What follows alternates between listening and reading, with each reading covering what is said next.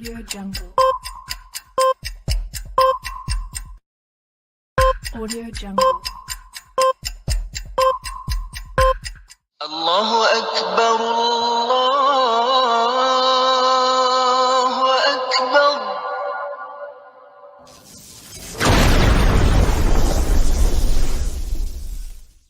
Welcome to Consider Islam.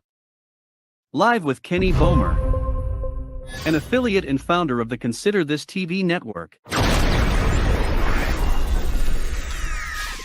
Any views, actions, or comments made by panelists during this broadcast do not necessarily reflect the views or opinions of CTTV network hosts or affiliates. This channel and its affiliates do not claim any right over any of the graphics, images, or songs used in this video that are protected under copyright by other individuals or organizations. All rights are reserved to the respective copyright owners. Under Section 107 of the Copyright Act of 1976, allowance is made for fair use for purposes such as criticism, comment, news reporting, teaching, scholarship, education, and research.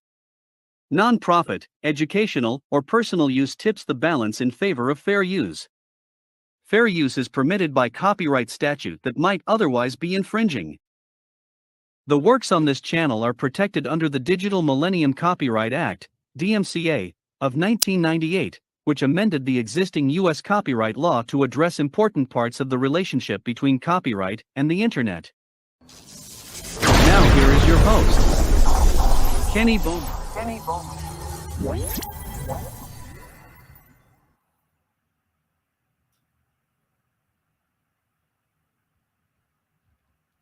Assalamu alaikum, rahmatullahi wa barakatuh. Peace be upon everyone who's watching, or may watch in the future. My name is Kenny Bomer. This is Consider Islam, and I do bear witness there's no God other than Allah, and I bear witness that Muhammad is his final servant, the seal of all prophets. So before we get started, I want to make sure that my connection is okay. I'm actually at a hotel, and I'm kind of at the back of the hotel, so it's raining also today, and so my signal is a little bit weak today. So if you can hear me in the chat, first let me say assalamu alaikum to everyone in the chat, and if you can hear me, please let me know before I proceed, inshallah. Assalamu alaikum once again to everyone, and thank you for being here, African Sister and Stuart and Brother Muhammad with Coventry Faith Foundation. If you can hear me clearly, please let me know. Okay, it's clear. Okay, great. It's lagging on my side. I don't know why, but okay. So we have a dilemma. We have a dilemma here. Look at this. Look at this character here. And of course, this is not new information, but there's an article that I want to go through here in a moment. But the headline for the article, there's a couple of articles, but one in particular says, "Man."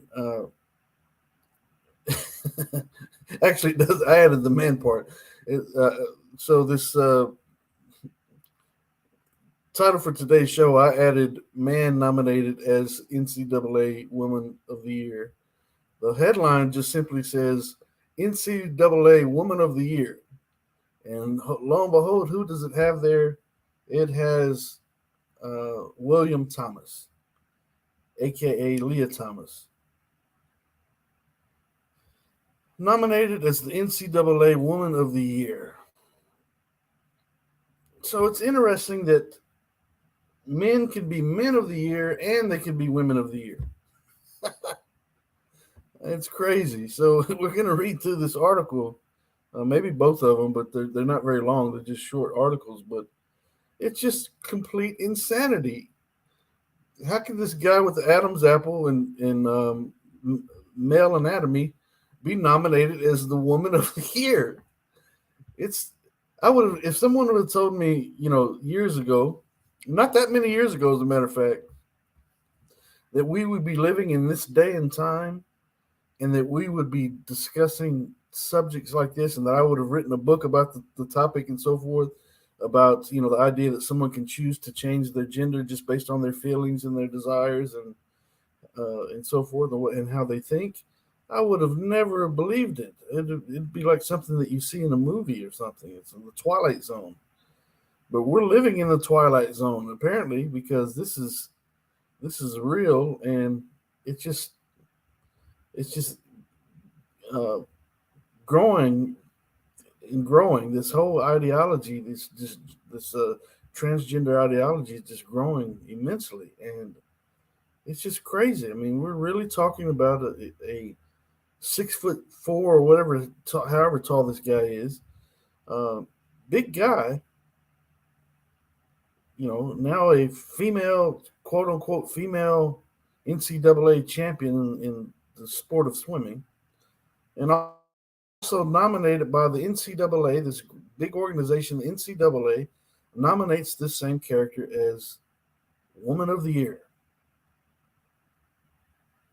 I mean, my goodness, it's like the Twilight Zone, literally. So let's read this article here. I'm going to read this article, um, and it's an article you can find on thehill.com, and it's under the subtitle, the title, "Changing America." You got that right. And so I'm just going to read through it real quick. It's not very long. It says Leah Thomas nominated for NCAA Woman of the Year award. The swimmer has been cast in the national spotlight this year as excuse me. The swimmer has been cast in the national spotlight this year as the nation debates whether transgender athletes should be allowed to compete against cisgender athletes. This whole cisgender nonsense, they're referring to people who don't identify as transgender as being cisgender. So we have this to compete with and deal with. Okay, so it says story at a glance. It says Leah Thomas, the former University of Pennsylvania swimmer at the center of a national debate over whether transgender athletes should be able to compete on sports teams consistent with their gender identity, has been nominated for the NCAA Woman of the Year award. Now, it's not new information that I'm bringing here, but this quote unquote Leah Thomas is actually William Thomas, and he used to swim for the University of Pennsylvania male swim team, and he was very mediocre. He was ranked 452 at best. I think that's the position I mentioned in the book. Other rankings have him in the 500s, but nevertheless, I gave him the benefit of the doubt at 452 or 456 or whatever it is. I can't remember right now. But as a male swimmer, he was nowhere close to being at the top. But he goes over with his big Adam's apple and his big feet and his long arms and so forth. I'm not making fun of anyone. I'd like to be as tall as he is. That'd be great. But alhamdulillah, that's not what Allah had written for me. So that's fine. Praise be to Allah. I'm satisfied with that. The point being is that this man, very large man, as a matter of fact, could not compete with other males and other men. So he decides, based on how he feels and how he thinks and whatever, and his probably has something a lot to do with his sexual desires, and probably has something to do with his lack in the belief of a creator. And if you do believe in a God, in a creator, you have a God conscience. How in the world can you proclaim yourself to be something other than what the creator created you to be? Nevertheless, this very mediocre swimmer as a man, I mean, he's better than most average people as far as, he was swimming on the college swim team for the university. But nevertheless, he was ranked 452, 456, whatever at best. But he goes to the women's, self-identifies as a woman that he's not. And he's ranked number one, becomes a champion in the 200 something freestyle. I don't know what it was. But he was the champ. And now, on top of that, he's nominated as NCAA Woman of the Year for the NCAA Woman of the Year award. This article goes on to say Thomas in March became the first transgender woman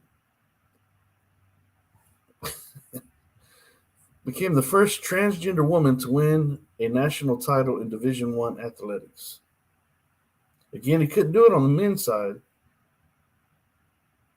competing against biological males, competing against people that are his peers, that should be, are his peers. He could not compete against them, against the men. So he's got to go over there and take the titles away from the women. I mean, come on.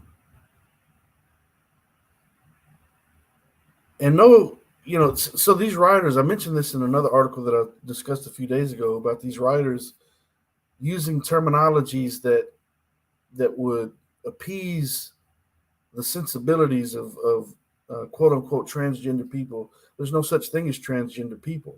There's people who call themselves transgender, but they're not. There's no such thing as transgender people. There's just people, males and females. Right? Although this transgender ideology kind of functions as a religion in a sense, kind of like a cult. But nevertheless, when we're talking about human beings at their core, there's no such thing as a transgender woman. There are men who claim that they're women, but there's no such thing as a transgender person. Nevertheless,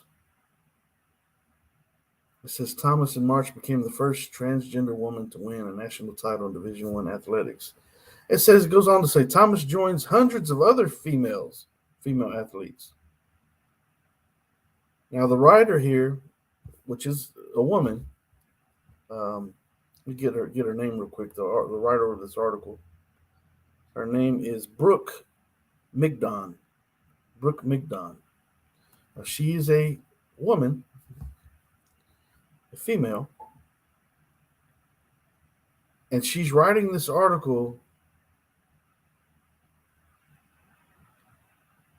I'm sure trying to be quote unquote politically correct, even though defying the actual truth, while defying the actual truth, trying to be politically correct by referring to William Thomas as first a transgender woman, and then says that Thomas joins hundreds of other female athletes.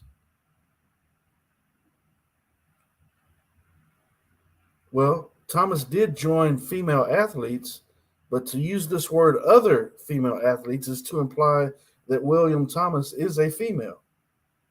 But no, William Thomas is not a female. William Thomas is a man who desires to be a female or proclaims himself to be a female or thinks or feels that he's a female, but he's not a female. So he didn't join other females. He simply joined females.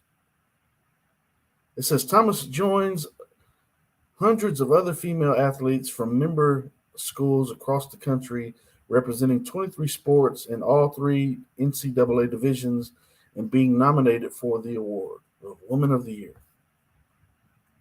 Goes on again, using the name Leah Thomas. The writer uses the name Leah Thomas instead of calling him William. It says, Leah Thomas, the former University of Pennsylvania swimmer who in March became the first transgender woman to secure a national title in Division I athletics, has been nominated for the NCAA's Woman of the Year award by her university, the athletic conference announced on Friday. So the University of Pennsylvania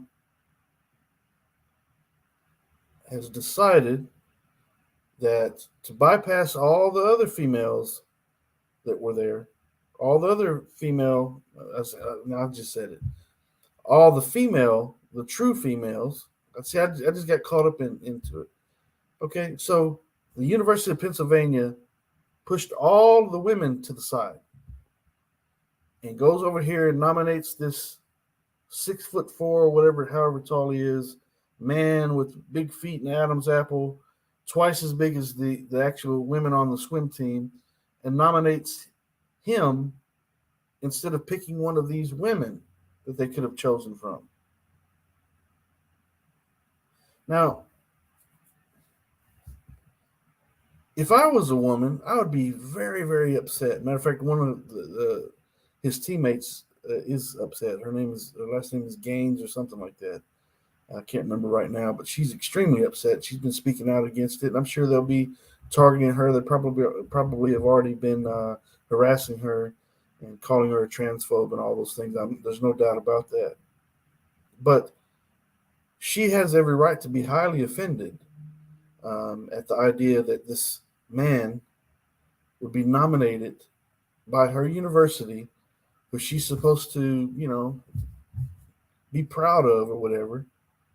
But the university has nominated this man as Woman of the Year. Forget all the women, all the females, the ones who go through menstrual cycles, the ones who are going to wind up, giving birth if they haven't already, the ones who are biologically female at the core, who are actually women who have ovaries and so forth. Forget them; they don't matter. Let's let the men come and just take over the women, and now men can be men and women. Men can be men of the year and women of the year. Like it's no big deal. If that's not Twilight Zone nonsense, I don't know what it is. What is? Are we all living the same nightmare right now? Are we all trapped in the Twilight Zone? Or has Iblis, the devil, come and led people astray like never before in the history of mankind? Getting some people to think that it's their right to choose to be something other than they were created to be. And then others get behind them and back that idea and support them. And if you speak out against it, you're the bad guy, because they're supporting the idea and praising the people who are coming out as trans as though they've done something courageous. How courageous are you? How brave you are. You're so brave for coming out as trans.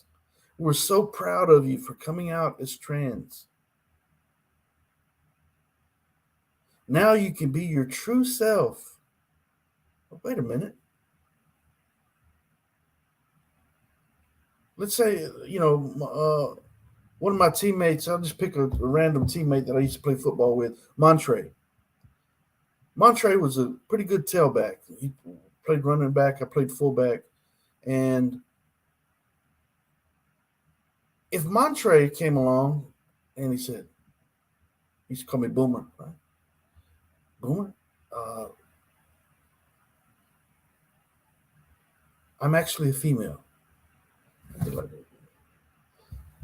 I'm coming out as trans and I'm a female. I'd have to say, Montre, I played football with you. I've been in the same shower room as you have, the locker rooms and so forth, have taken showers at the same time that you have. No, you're not a female. You're a male. Right? And someone out there is going through that. I personally, at this point, although I'm sure it's coming soon, the way things are going, I don't know anyone personally that's, like a friend of mine or family member and so forth, that has come out as trans, right? But if they do, I'm just going to be real with them. I'm not going to give in. I'm going to just be honest with them and speak the truth in the face of falsehood, in the face of their delusion. And what else can we do? Do we have a right to do that? That's what I wrote my book about. Sure, you have every right to call yourself whatever you want to. Go right ahead. But don't I have a right to disagree with that? Do I have to live under the same delusions that you do? Do I have to say the same words that you say? And do I have to say words that you want me to say? Or can I use my own mind, my own intellect, and base my opinion on my religious belief and science and all those things in regards to who these people actually are? Do I have to call William Thomas she and her and so forth, and call him Leah just because society demands it? Well, wait a minute. If that's the case, wouldn't I be giving in to men and women and creation instead of fighting for the truth of the Creator? The Creator does not make mistakes. He doesn't trap little girls into male bodies, and he doesn't trap little boys into female bodies, and vice versa, and so forth. He doesn't do that.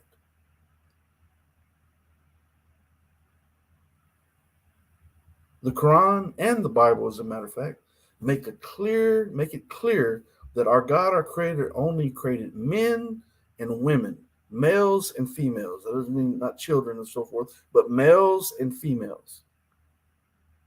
There's no in between. There's no combination of the two. Yes, deformities happen and so forth, internally and externally, but the chromosomes themselves, the gametes that make up the chromosomes, are clearly defined as male or female.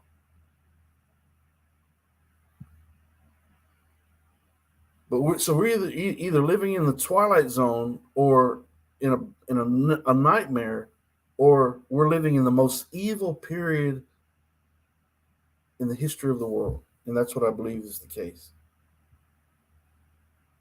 It's surely got to be one of the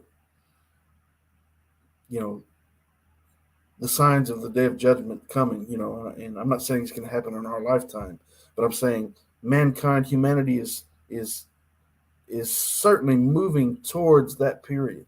And we know with the coming of the Prophet Muhammad sallallahu alaihi wasallam and things that have been prophesied about what would happen before the day of judgment, and things that Allah has revealed in the Quran and so forth. We're certainly in amongst the people who are closest to that period of time.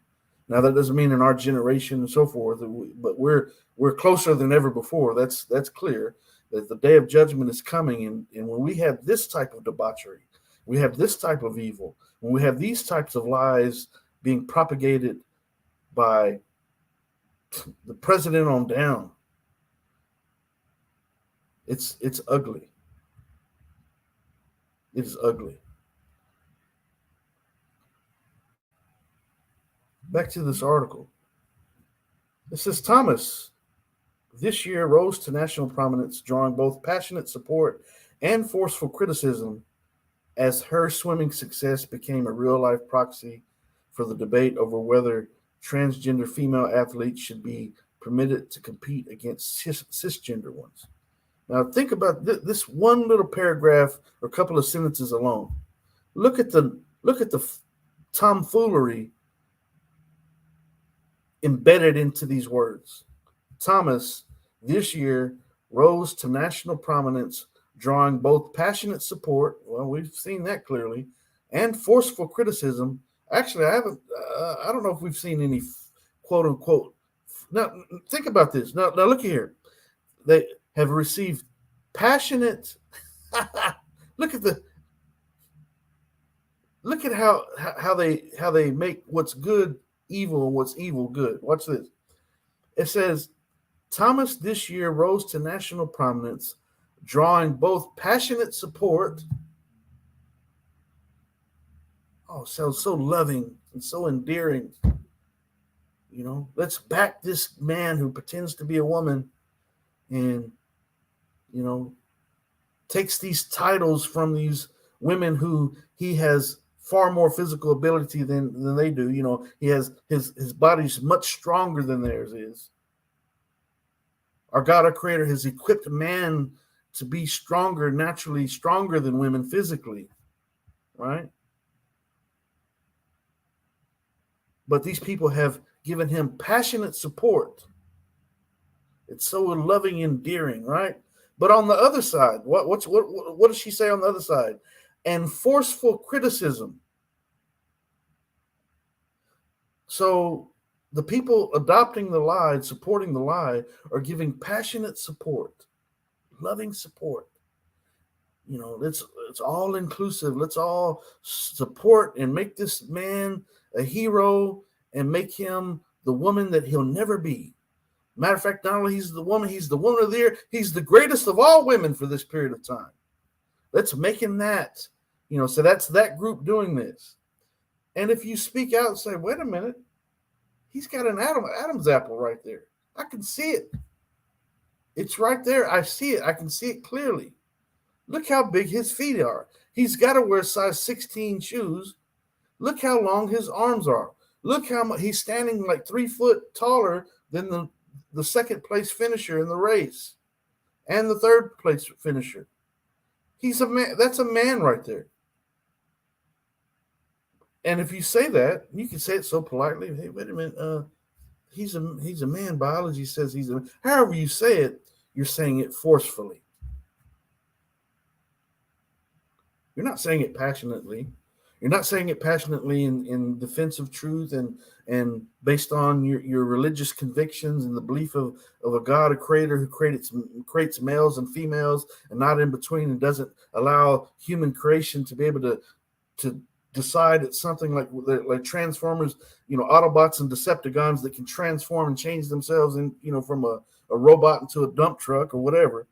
I mean, come on. No, our God, our creator didn't create us that way. He didn't create any of his creation that way. They can just change into something else. He just didn't. If he wanted to, he could have, but he didn't do that. But man has made themselves their own gods. Each individual is making themselves a god. And if anyone supports that individual, if you're a supporter of a person like William Thomas, then inevitably are you not worshiping this man who's made a god out of himself? Because you're supporting him. You're giving him your passion. You're giving him your attention. You're giving him your support, your focus, and so forth. You're worshiping him. You're worshiping him by making him woman of the year, that he can't be a woman. But you're proclaiming him to be that. And therefore, his declaration, his word, his speech, his logos, using the Greek, terminology that we find in the Bible, his utterances are doctrine at this point, because he's created his own world where he can decide on any whim, in any spur of the moment, that he's something, he's this or he's that. I mean, a lot of these people go and they call themselves female for a while, and sometimes they go back and they call them, they detransition or whatever. Sometimes they do it within days. Sometimes there's some of these gender terms that I mentioned in the book. Some of these people literally believe that they are both male and female at the same time. Some of them believe that they're neither male nor female. Some believe that they could be male today, male this hour, female, basically just changing as time goes, as they see fit, hour per hour. They can just change based on how they feel or how they think. If they think it, they feel it, they are it. And if you support that person trying to make a god out of themselves, are you not worshiping that idea? Making this guy, this man, woman of the year, proclaiming him, worshiping him, encouraging him, all these things. I mean, come on. Is that not like a religion? Is that not like making that individual who's proclaimed himself to be his own God inevitably, and you're supporting that idea? Now we have multiple gods, if that's the case. Now everyone is their own God, and everyone can just do anything they want to do anytime they want, and everything goes. There's no limits to what the human being can do. Well, that kind of goes contrary to our creation itself. That's why Allah reminds humanity time and time again in multiple verses of the Quran. Does mankind not consider of what they came from? Just a single drop of sperm? But you're declaring yourself, you're making yourself greater than what you actually are. Don't you realize that you're going to die and you're going to turn to nothing? You came from nothing, but except from by the word of Allah, you came into existence through a drop of sperm. But you're somehow proclaiming yourself to be something that you can't be. And others get behind that idea and support that idea. Now we have this mass movement. We have a social contagion that is just, it's like it's crazy. Is it real, or am I in the bad dream myself? Is this really happening? I think it is. Back to this couple of sentences. So note, again, she says that William Thomas, nominated Woman of the Year, is drawing both passionate support. Oh, that sounds great. That's wonderful. And forceful criticism. Well, no one's using force against anyone. No, I haven't heard of anyone, going out and saying, let's go and attack these transgender people. Let's oppress them. Let's take their rights away. No, listen, you can go use the restroom. Just go to the restroom that matches your anatomy. How about that? Is that okay? No, you don't want to do that? No, listen, no one's trying to stop you from going to the restroom, but can't you just at least, if you want to wear a dress in there, go ahead and wear a dress in there. But at least go into the restroom that matches your anatomy, your physical body. And no, I'm not talking about if you got something hacked off and all that. No, that doesn't count. If you were born with, male anatomy, then by golly, don't you think that, it's not too much to ask that you go into the restroom that matches your physical design? We'll meet you halfway. You can use the restroom. No one's trying to oppress you and stop you from using the restroom, but can't you use that one instead of that one over there? Where there's been instances where people are exposing themselves to little girls and women that don't want to see their anatomy. Yes, that's happening. That does happen. And what they do is they keep that on the hush. They don't want to talk about that because they're too busy being passionate. But if someone says, hey, I don't like talk about this particular incident in the book.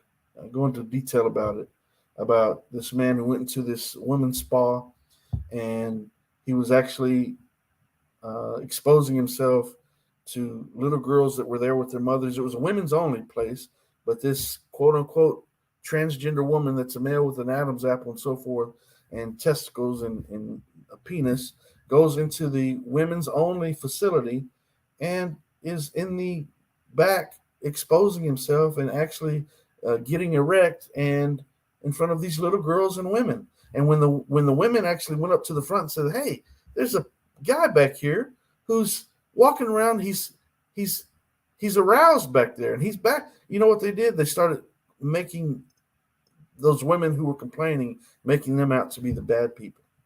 Yeah. Let that man go in there who calls himself a woman, let him just go in there and just walk around butt naked, nude in front of these little 10, 11-year-old girls and the mamas.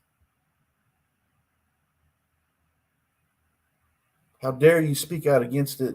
We're passionately behind this man, giving him his right to go in there and do that. Oh, my goodness, man. And if you speak out against it, you're being forceful.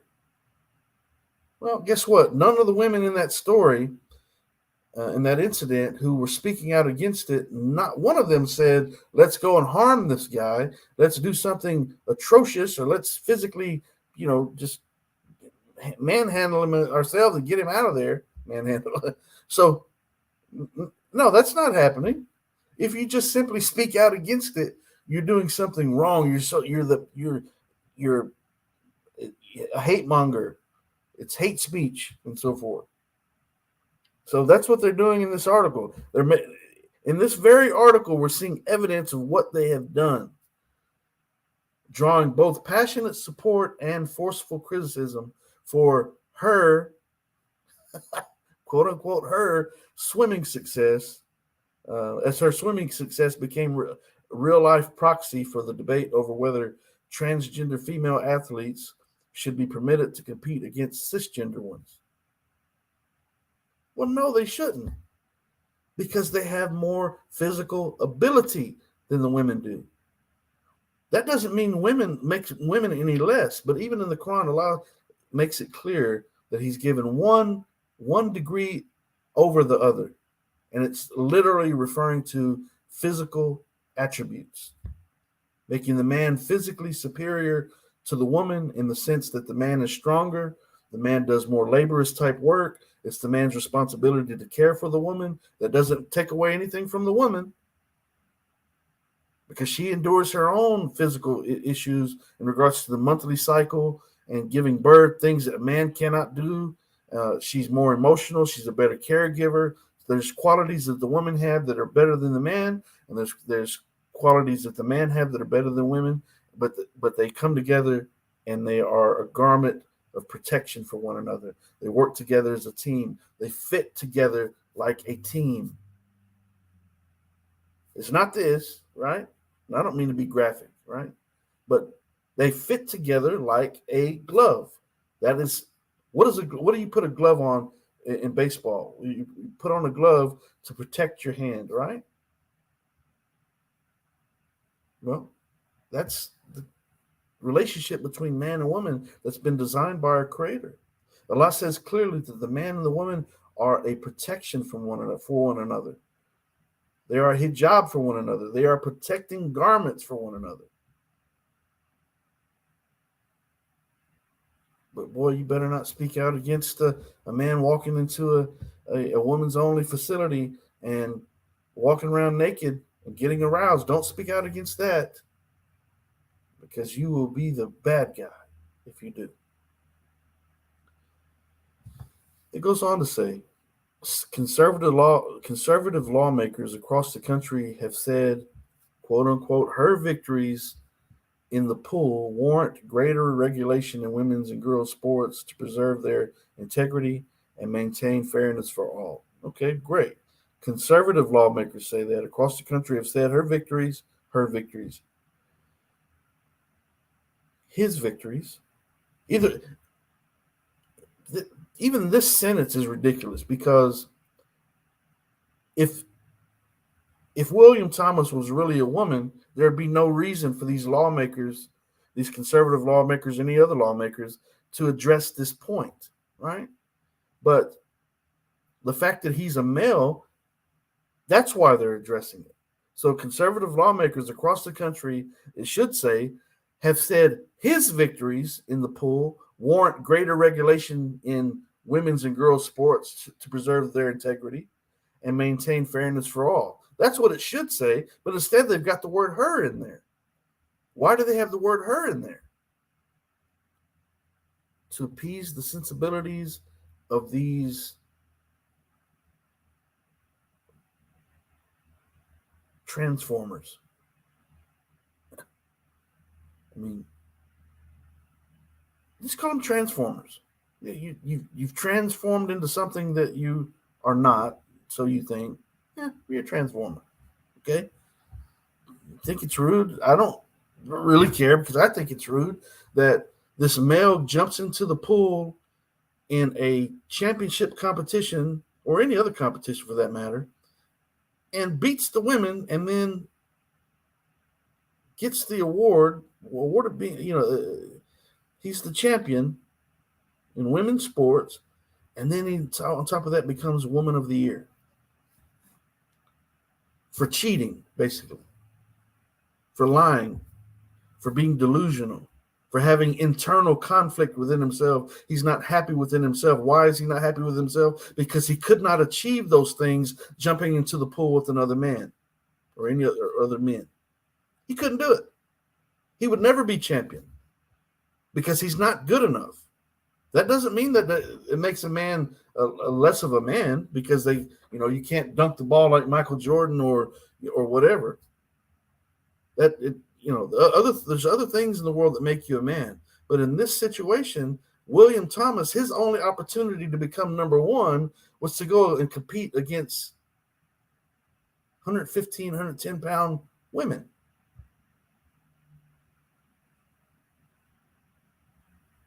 Well, I've got to, should we not be disturbed by that? Oh, wait a minute. We better not say that. We better not say anything against it. Because then you're a hate monger. You're promoting hate. No, I don't hate the individual. I hate the lies being propagated. As a God-fearing person who believes that the creation of our God, our Creator, is perfect in all instances, even if a person is born deformed, our God, our Creator, in His wisdom has a reason for that. I totally believe that. And do I have a right to believe that? Do I have to ask for permission to believe and think and say the words that I feel led to say? Do I have a right to say these things? Or does the rights of a person like William Thomas or Bruce Jenner or whoever else, Buck Angel, do their rights take precedence over the rights of others? It seems that they do, because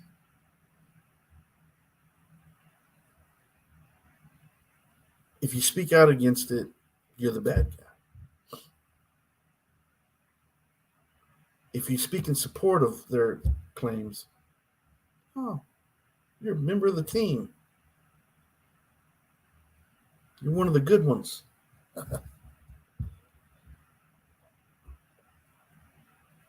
This article goes on to say, since 2021, 18 states have enacted legislation barring transgender student athletes from competing on sports teams consistent with their gender identity, 10 of which were passed this year. Alhamdulillah, great. That's how it should be. Barring transgender student athletes from competing on sports teams consistent with their gender identity.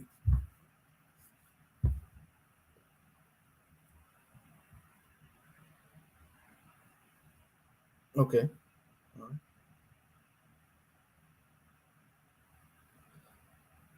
So a person's gender identity in the minds of these activists and these influencers and this gender ideology nonsense.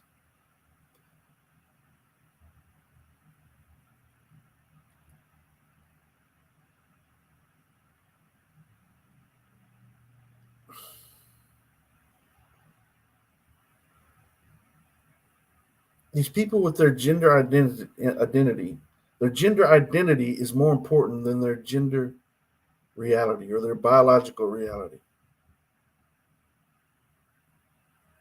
That's what they're making it out to be. Now, of course, there is some kickback against it, but overall, it's growing and it's intensifying. And laws are being made to put these things in place. Gender affirming care put it in place, and if you speak out against it, it's called conversion therapy, and that's wrong.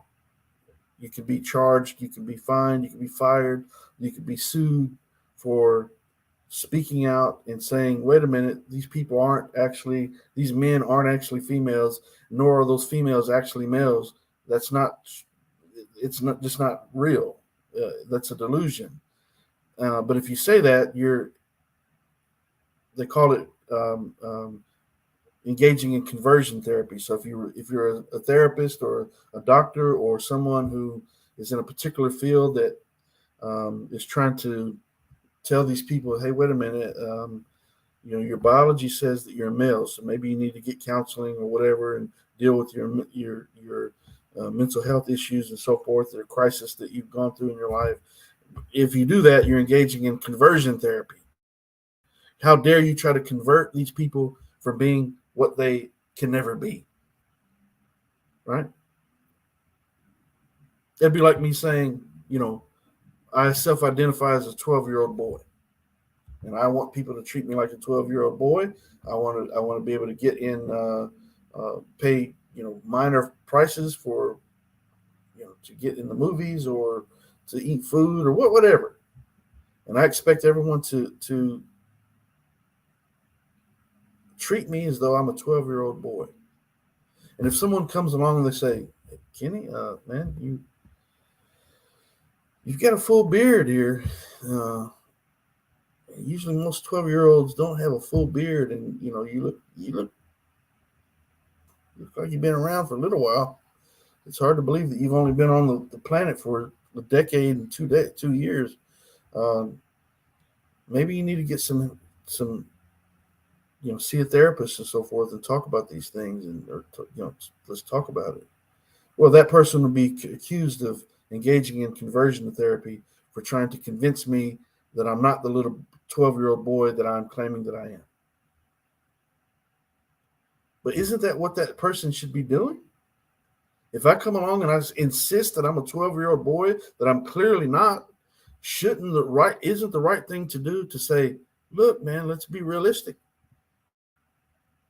Let's look at the date that you were born and the date it is now. You're not 12 years old. Oh, yes, I am. That's the way I feel. I feel young at heart, and I'm 12 years old. That's what I want to be, and that's what I am. Well, that's foolish, right? It's even the thing is, what's more foolish? Me claiming that I'm a 12-year-old boy, it's still a male, or me claiming that I'm a woman of the same age? Well, at least my biology would still be consistent if I was claiming to be a 12-year-old boy. That makes more sense than me claiming to be a woman.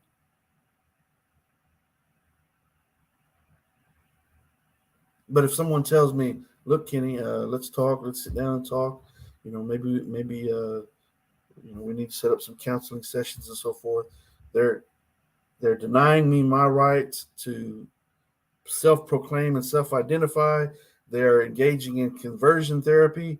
I want to sue that therapist or that doctor. I want to defriend or get rid of this family member or this person, whoever this is, who's trying to speak out against my sensibilities and my being a 12-year-old boy. That's basically what they're doing.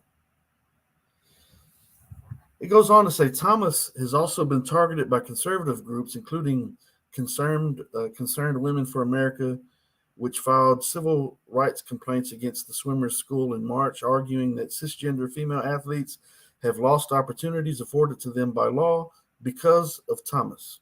Yes, they have. Yes, they most certainly have.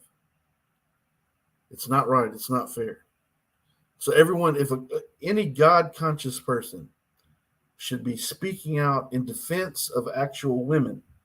If you're not speaking out in defense of actual women and you're siding with the man, and of course it goes both ways, but if you're not speaking out in defense of actual biological women, the only type of women that there is, and you're instead supporting the idea that these men are proclaiming themselves to be women, then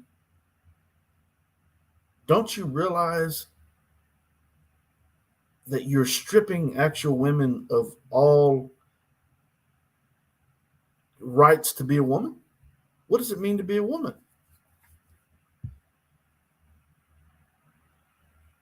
How can we allow that nonsense to take place?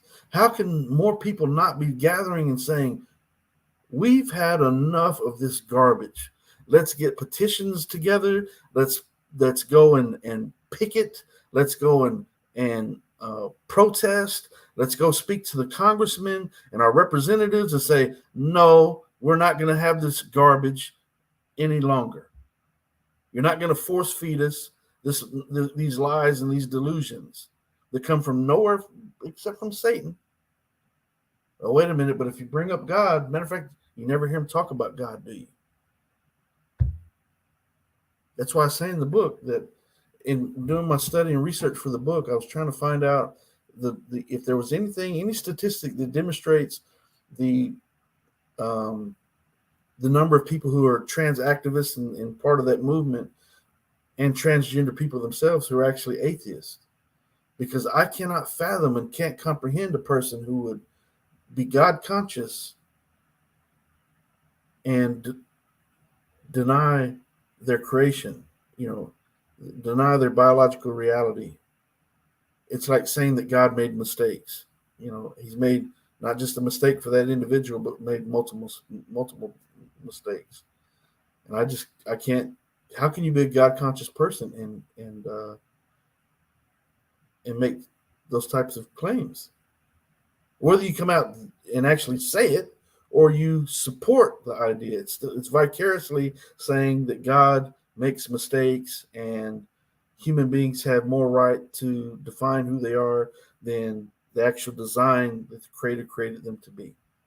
The design of the creator. Let me finish up this article just real quick.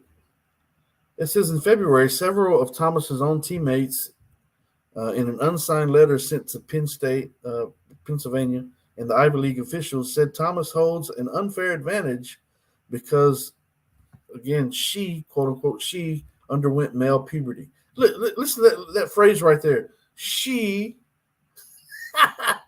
It makes no sense. I don't know why these writers do. I know why they do it, because if they don't do it, they're no longer employed.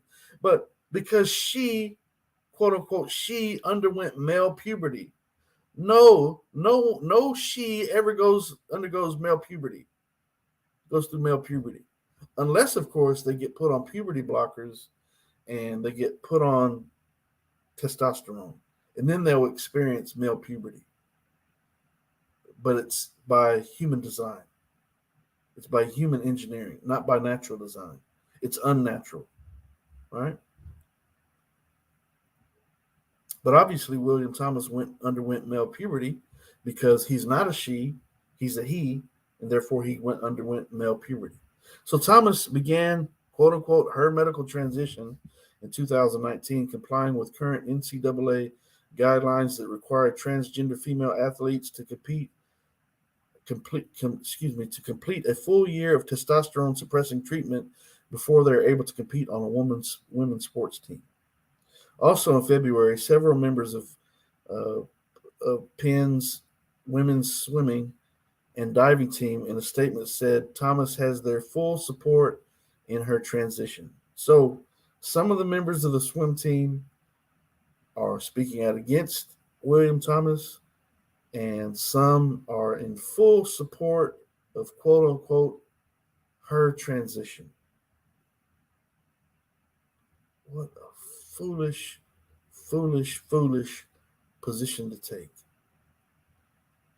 Because all those women, all those females who are in full support of this man are now going to have to sit by in the audience as this man becomes and is nominated as Woman of the Year. He hasn't been chosen as Woman of the Year yet, but he's been nominated as Woman of the Year. But all those in support of him, they weren't nominated as Woman of the Year. Maybe one of them could have been, and one of them would have been, because each school can pick someone from. I think they pick 2 or 3 from each school or whatever to put them into the running or whatever. But obviously, someone missed out on the opportunity, and it's one of these people who supported probably, and the people who didn't support it. But obviously, women, missed out on the opportunity to be nominated as Woman of the Year. Something they could have, added to their resume at some point or something. I don't know. Instead, William Thomas can add it to his list of achievements as the woman that he'll never be. So it says Brooke Ford, a former Stanford swimmer who was also nominated for the NCAA Woman of the Year award this year, in January, said she has great respect for Thomas. Ford raced against Thomas in the 500 freestyle event at the NCAA championships in March, placing 4th. So here's this woman who has great respect for this man who's not a woman, who's competing against her while pretending to be a woman. What what type of concoction have these people swallowed? What kind of poison has diluted their thinking? It's complete and utter insanity. This person goes on to say, and I quote, social change is always a slow and difficult process, and we rarely get it correct right away, Ford said in January. She goes on to say, being among the first to lead such a social change requires an enormous amount of courage. And I admire Leah, quote unquote Leah, for her leadership that will undoubtedly benefit many trans athletes in the future. End of quote. Wow, what courage and what leadership.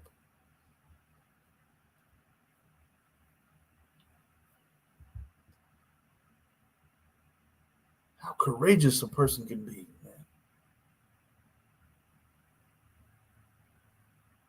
To go over and just take over this women's sport.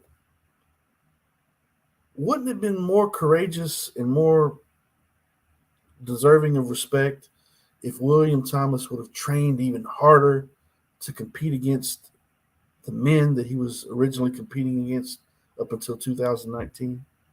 Wouldn't that take the courage to say, you know what? I want to be the best, and so I'm gonna try harder than anyone else. I'm gonna work harder than anyone else. I'm gonna give it my best, and if and I might come up short, but I'm gonna give it my all. That's a person that should be looked upon as being courageous. That's the person that you want to follow.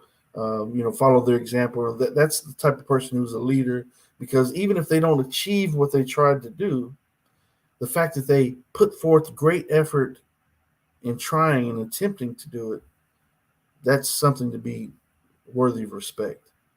But a person who takes the easy way out says, you know what, I can get in this pool over here with all these big, strong guys that are better swimmers than me, or I can go jump in that pool over there with those much smaller and physically,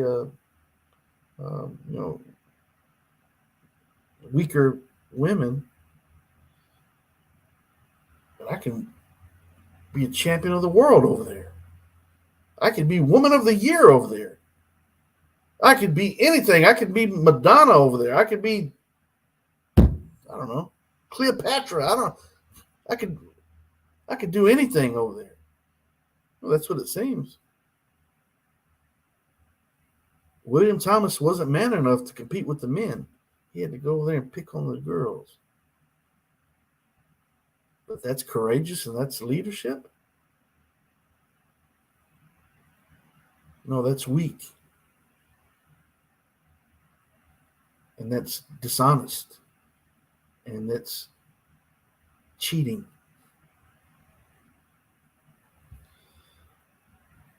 And it says, as of now, the future is uncertain. Last month, the International Swimming Federation, the world governing body of elite swimming, announced that a majority of its members had approved a new policy that effectively bans transgender women from participating in elite international swimming competitions. Wonderful, fantastic. USA Swimming, the national governing body of elite swimming in the U.S., in February said it would, effective immediately, require transgender female athletes to prove that the concentration of testosterone in their blood has been less than 5 nanomoles per liter continuously for at least 36 months, the most restrictive of any sports governing body. The NCAA has said it is reviewing the new USA swimming policy, but has yet to adopt it. Thomas ended, quote unquote, her collegiate swimming career and, quote unquote, her first season competing for Penn's women's team after 3 years on the university's men's team as a four-time Ivy League champion and NCAA title holder. Now let me read this last sentence that will clarify this. Thomas ended her collegiate swimming career and her first season competing for Penn's women's team after 3 years on the men's team as a four-time Ivy League champion and NCAA title holder. Now,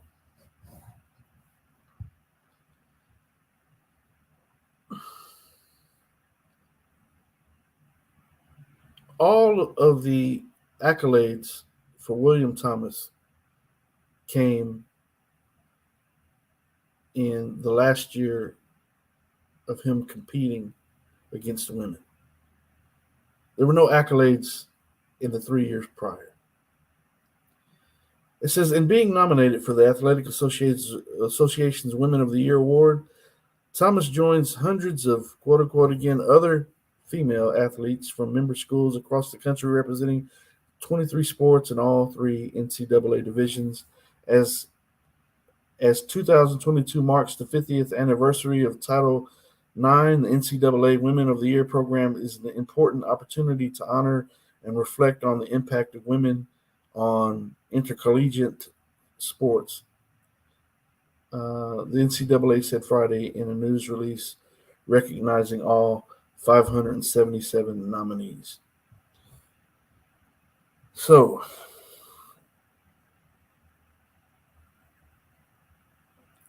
this is just complete and utter insanity. It's complete and utter insanity. I mean, so this is why I feel very strongly about these issues because, again, if we're God conscious, how can we allow these things to happen without speaking out against them? Any God conscious person should be eager and willing to say, no, William Thomas is not a female, and nominating him as Woman of the Year is wrong. He can't be a woman. He can't give birth. He doesn't have ovaries. He doesn't have a cervix. He's got testes and a penis. He's got an Adam's apple.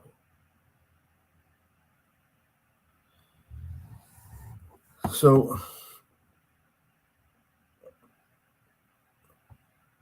let's do this. If you'd like to come and join the panel, feel free to come and give your opinion on this if you would like.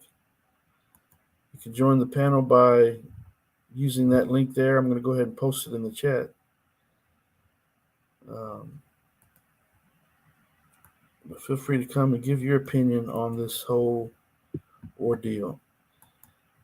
And while we're waiting for people to come, if someone comes, all right, I'm posting the link in the chat right now. If you would like to come and join me on the panel and give your opinion and speak up on this issue, feel free to do so by clicking the link. But also, there's other things you could do. Again, I mentioned that I've written a book on this topic that will be released on September the 5th. And one second. And the name of the book is titled Your Right to Self-Identify, My Right to Disagree. You can see it, matter of fact, on the screen there beside William Thomas. William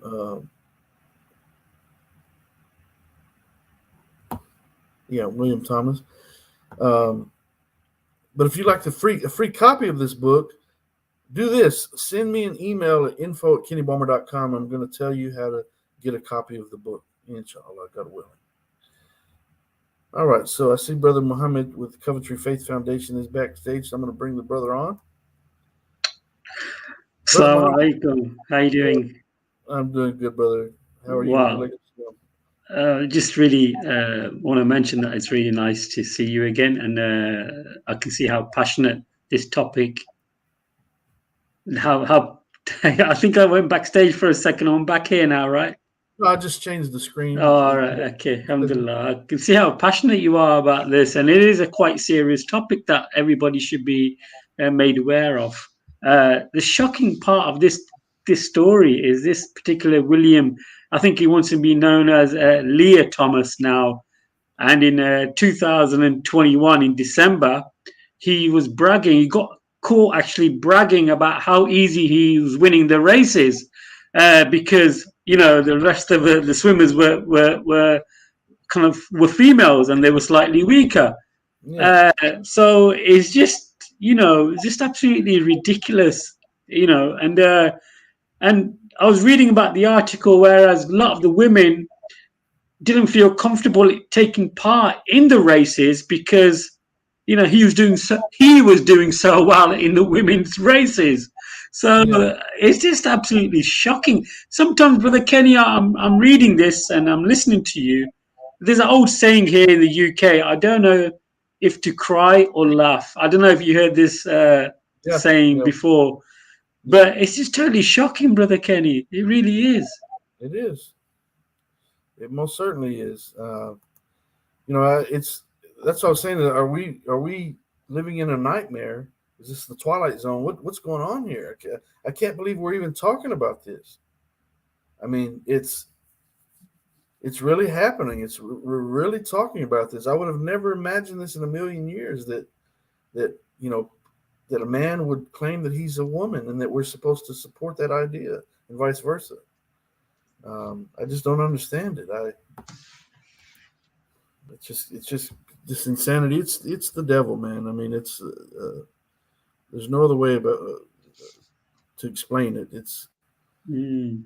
just ridiculous. So Who's actually pumping this idea? Like you mentioned, it's got to be the shayateen from the mankind, the devils from the mankind.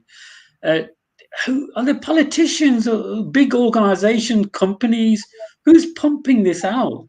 everyone from governments on down, Walt Disney's supporting it. Just you name a company and they're supporting it because to not support it is they receive backlash from it. So it's a major um, push. It's like a political campaign. It's like a political movement in a sense.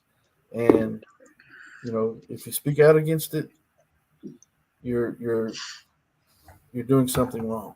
And it's just crazy, man. It's interesting you say that. If it's a political movement, right? Because there can't be many transgender individuals in the world. So they're not looking for the votes, okay? They can't be looking for the votes. Is it just to make the ordinary people feel insecure, basically? Because, as God fearing people, our frame of and thought process is different. Do you think they're trying to alienate the normal people, the religious folk, to say, Well, yeah, these absolutely. guys are too extreme? Yeah, yeah. Well, they're making what's normal be odd, appear to be odd. Mm, mm, What's odd appear to be normal. And it's the thing is the more odd you are, the more you're supported, the more um, the more you're embraced by this particular group of people. And the thing is, it's a political movement in the sense that because companies, by example, don't want to lose their customer base, and because politicians, by example, don't want to lose votes, um, you know, they support these ideas almost by. That's what I was trying to explain it earlier. That if you're supporting these ideas, then inevitably it's like worshiping this falsehood. It's like worshiping a person like William Thomas and his declaration that he's a female that he obviously can't be. Um, but you're doing it for what? Why would Joe Biden do it? Joe Biden mm. would do it because he doesn't want to lose the votes from this particular group of people who has actually a very loud voice at this point. Um, when you have movie after movie and show after show and um, all these things that are incorporating these ideas into their systems and all the rainbows and all the all the all-inclusive ideas that we see being propagated. It's obvious that to speak out against it puts you in a negative light, and you're actually targeted as being a bigot, being prejudiced, and so forth if you speak out against it.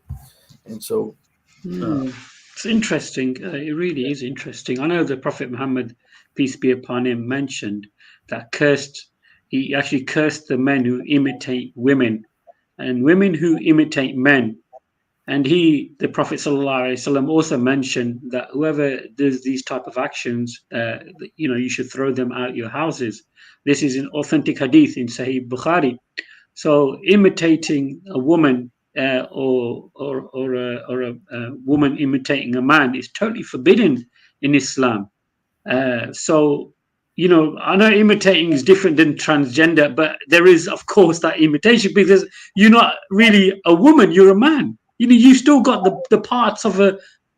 Don't want to be too graphic, but you've still got the parts of a man. yeah, sure, yeah, And you mentioned that story about the man who went into the women only swimming area saying that he's female, and then he gets aroused, he walks around, and you know what's happening. It's absolutely crazy. yeah, yeah. That's right. Shocking, really. Even And if the Prophet ﷺ also mentioned that curse be on the man who wears the women's clothes, and also a woman who wears women's clothes and a man who wears women's clothes. So vice versa. This is another authentic hadith in Abu Dawood. So even dressing like a woman or a woman dressing like a man, is totally forbidden in Islam.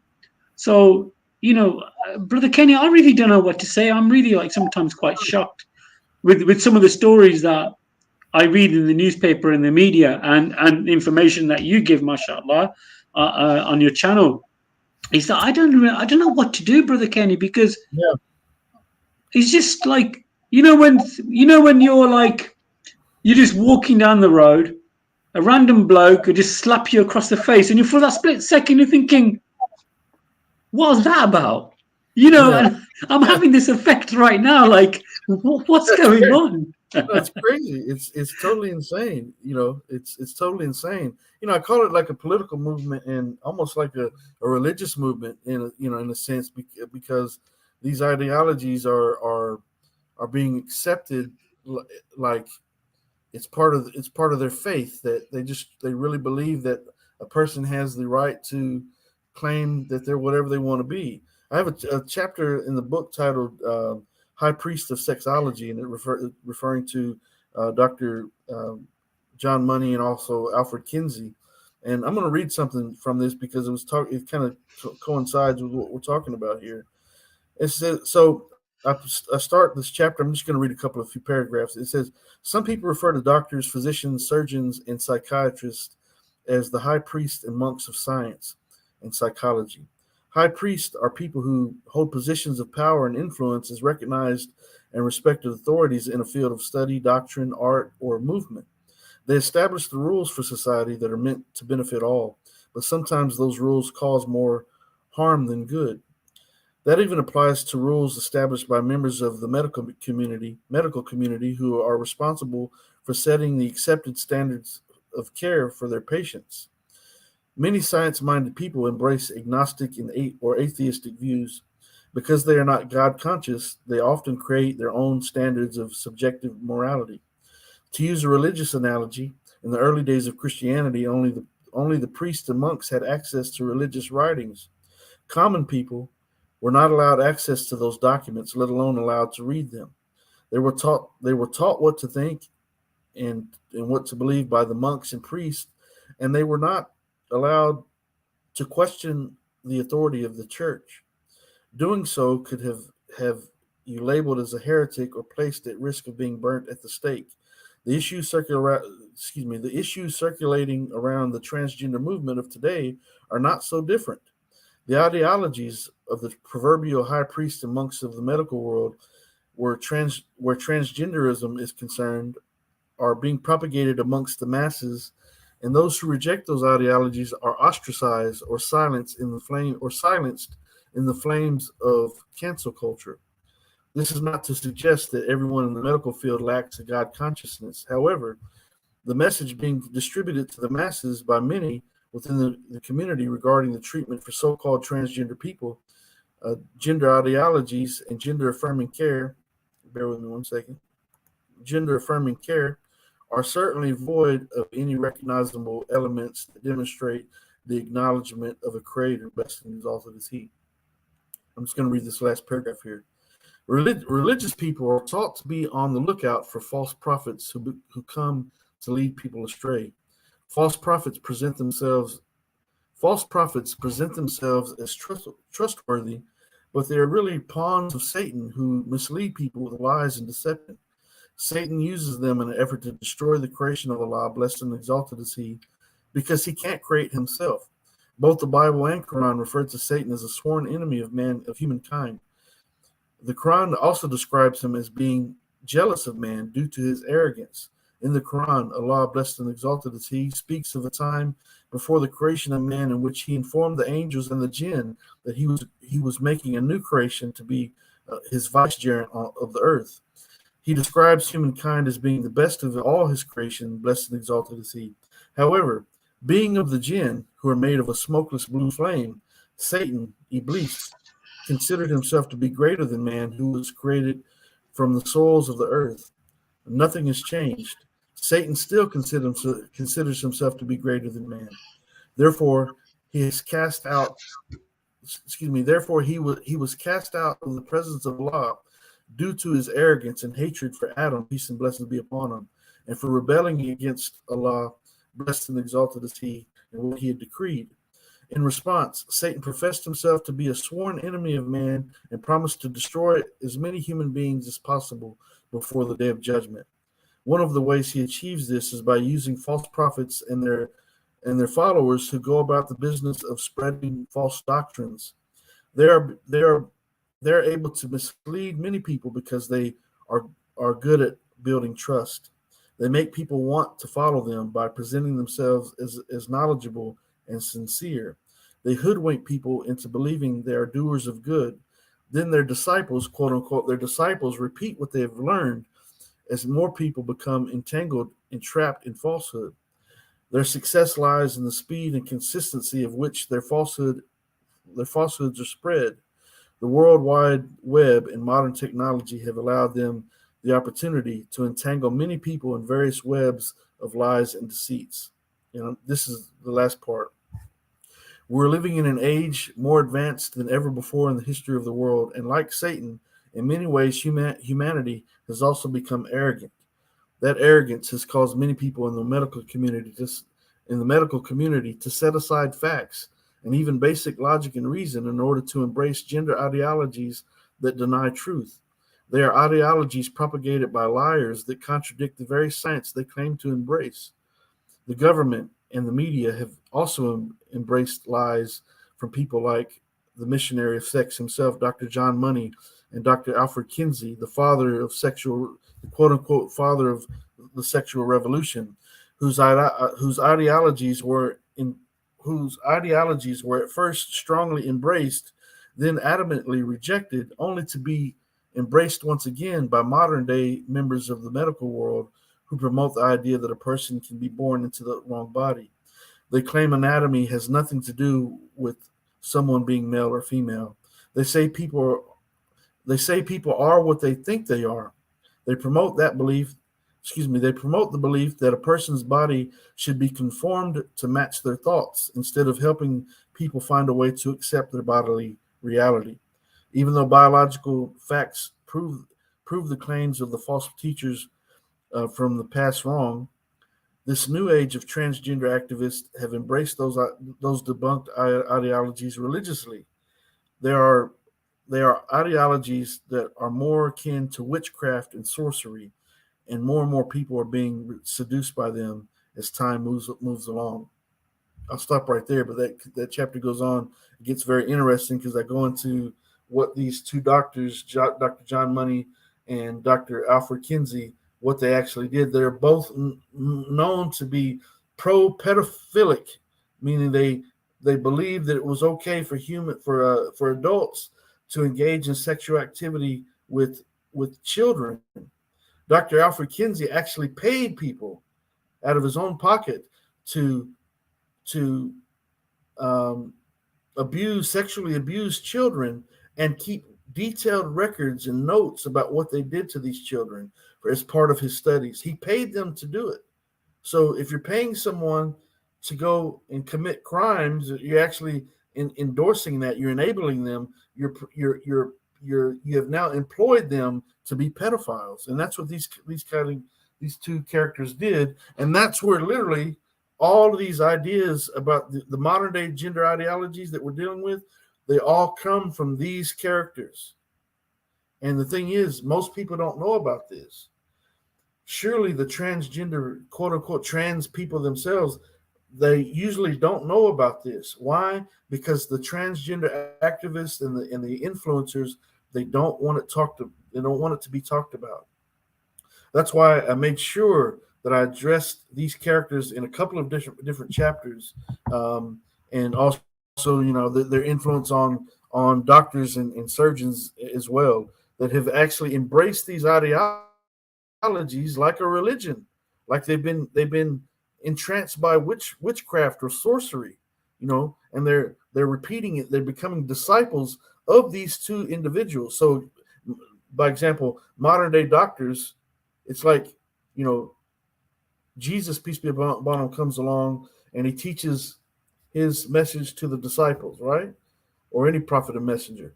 They teach others, and then those others go on and convey their message and pass it on to other people and other people. So inevitably they become disciples of those people. So these modern day doctors and surgeons have embraced the ideologies of known pedophiles who invented the whole idea of gender theory, and they are propagating it like it's gospel, like it's a message from God himself. But the thing is, what God? Even the Bible says that Satan is the god of this world, of this life, meaning that he's leading people astray, and so a person can surely, if you embrace the ideas of Satan, inevitably you follow the path of Satan, then obviously you're worshiping Satan by following him. So it's crazy, man. And so the thing is, we have to come together. We have to come together. We have to speak out against this stuff, and we need to find constructive ways to do it. To where, no, we're not saying to go and oppress anyone. We're not saying to do any type of harm or injustice or anything like that. But we have to speak out against the ideology itself and get these people the proper treatment that they need, which is mental. They need mental health treatment. They don't need to be hacking away at their bodies and stuffing their bodies with foreign materials in order to transform themselves into things that they never be. Basically, it's medical costuming. You can stuff yourself full of all kind of drugs and fake breasts and all that, but you're just putting on a medical costume. It's not really changing who you are genetically or biologically. So we have to do something collectively. We have to do something against it. And so the only thing I can think to do, I feel so passionate about it, brother, that that I've written the book, and I need people to help support the idea. If you don't want to get out and speak against it yourself, at least you can support those who do, not just myself. But matter of fact, I have another book here. I haven't read this book yet, but it's a book by a lady by the name of Kara Dansky, The Abolition of Sex, and the subtitle is How the Transgender Agenda Harms Women and Girls. And so, I support these types of authors and people who are activists who speak out against these ideologies. I mentioned a number of them in the book, and so I feel like I'm talking about this because I feel like, as a Muslim, I feel obligated to do something and to say, wait a minute, Allah doesn't make mistakes, and I'm not going to stand by while people claim that He does. And so, if people who are listening now or in the future, if you'd like to help with this endeavor, you can do so by joining my book launch team initially. The book won't be published until September the 5th. But if you'd like to help with the book launch and support the, um, the the the launch of the book, uh, you can do so by emailing me at info@kennybomber.com. I'll post the email here for your convenience. But I need your help, inshallah, to help promote this book and to get this message out, um, inshallah, God willing. So if you'd like to join the Inshallah. book and help in this endeavor, you can send me an email at info@kennybomber.com, and I will give you the details about what you can do to help and so forth. Then it's not going to take up a bunch of your time, just a few things that you can do. And if you do join the book launch team and you do get behind this at any point, I will. I'm going to give you a free copy of the book, a free paperback copy. I'll send it to you for free, and just for simply supporting the idea that our God, our Creator, does not make mistakes, and that He does not trap souls into the wrong bodies and so forth. If you believe that you're God conscious, then inshallah, I ask you to fight this battle along with me. It is it's a jihad. I mean, we're fighting against falsehood. We're fighting. I mean, so if you believe in fighting on the cause of Allah, then you are uh, one of the mujahideen, and so you should be supporting one another and fighting against these lies and these deceptions from Satan himself, from Iblis himself. Inshallah, may Allah accept Inshallah. our efforts and intentions. Amen. Amen. I've got a short amount of time, Brother Kenny. I've got to go work in the morning. I was watching a short interview with this particular William Thomas being interviewed, and the way he talks and everything, there's nothing about him apart from his long curly hair that really makes him stand out to say that he's actually a female, and he's actually Yeah, wearing a swimming costume, a female swimming costume, and you can see. I'm not trying to be too graphic, yeah. but I'm like, Yeah, you see a little extra there, to say the least. You see a little extra that you don't. No, I understand. I mean, he's a male through and through. That's all there's to it. He's, you know, that's why to me. I know it sounds funny or whatever. It's mm, funny, but it's sad at the same time that I want to yeah, say, look, I can see your Adam's apple, right? I can see it right there. I can see it. I yeah, mean, I might as well be saying. I mean, I hate to be graphic, but I might as well. You might as well be saying, "Hey, William, I see you here in this little ladies swim outfit, but man, I can see your package down here. I can see it. It's there. It's not you're you're a boy. You're a male. You're a yeah, man. You're not a lady. I mean, mm, uh, do you menstruate out of that thing? No, you don't. I mean, let's be honest. So I don't mean to be graphic, but it's just so ridiculous that it's like, what mm, else do you say? I mean, what do you listen? I'm gonna be if when I come across such people, and I would defend them against any kind of harm, or if someone's making mockery of them, or they're trying to, belittle them. But depending on the attitude of the character, as far as what are they trying to propagate. Matter of fact, I'll be honest with you. Not too long ago, I was I was in line at a register, and there was a man there dressed as a woman. Clearly, clearly, no feminine features whatsoever. Matter of fact, had facial hair and so forth. Clearly a man, and the another man that was in line was getting change from him or whatever, and he told him, "Oh yeah, yes sir." He asked him a question or something. He called him sir, mm, and the man dressed as a woman says, "Ma'am, you mean ma'am?" Oh, and the guy's like, "Oh yeah, yeah, I'm sorry." mm, I didn't say anything right there, um, because that's one man dealing with another man inevitably. But I thought about it later, and I thought, should I have said something then? And should I have said, wait a minute. What do you mean, ma'am? I don't want to cause any issues. But let's say that I would have inadvertently said the same thing, and it would have said, yes, sir. Because I'm when I deal with people out in public, I usually say ma'am and sir, yes, ma'am, yes, sir, and so forth. I do that consistently. And so if I was addressing this person, he asked me a question, and he's dressed like a lady, um, I'm probably going to still say yes, sir. And don't I have a right to do that? And if he responds in the same way and says, "You mean, ma'am?" Uh, I'm going to say as politely as possible, "No, I mean, sir."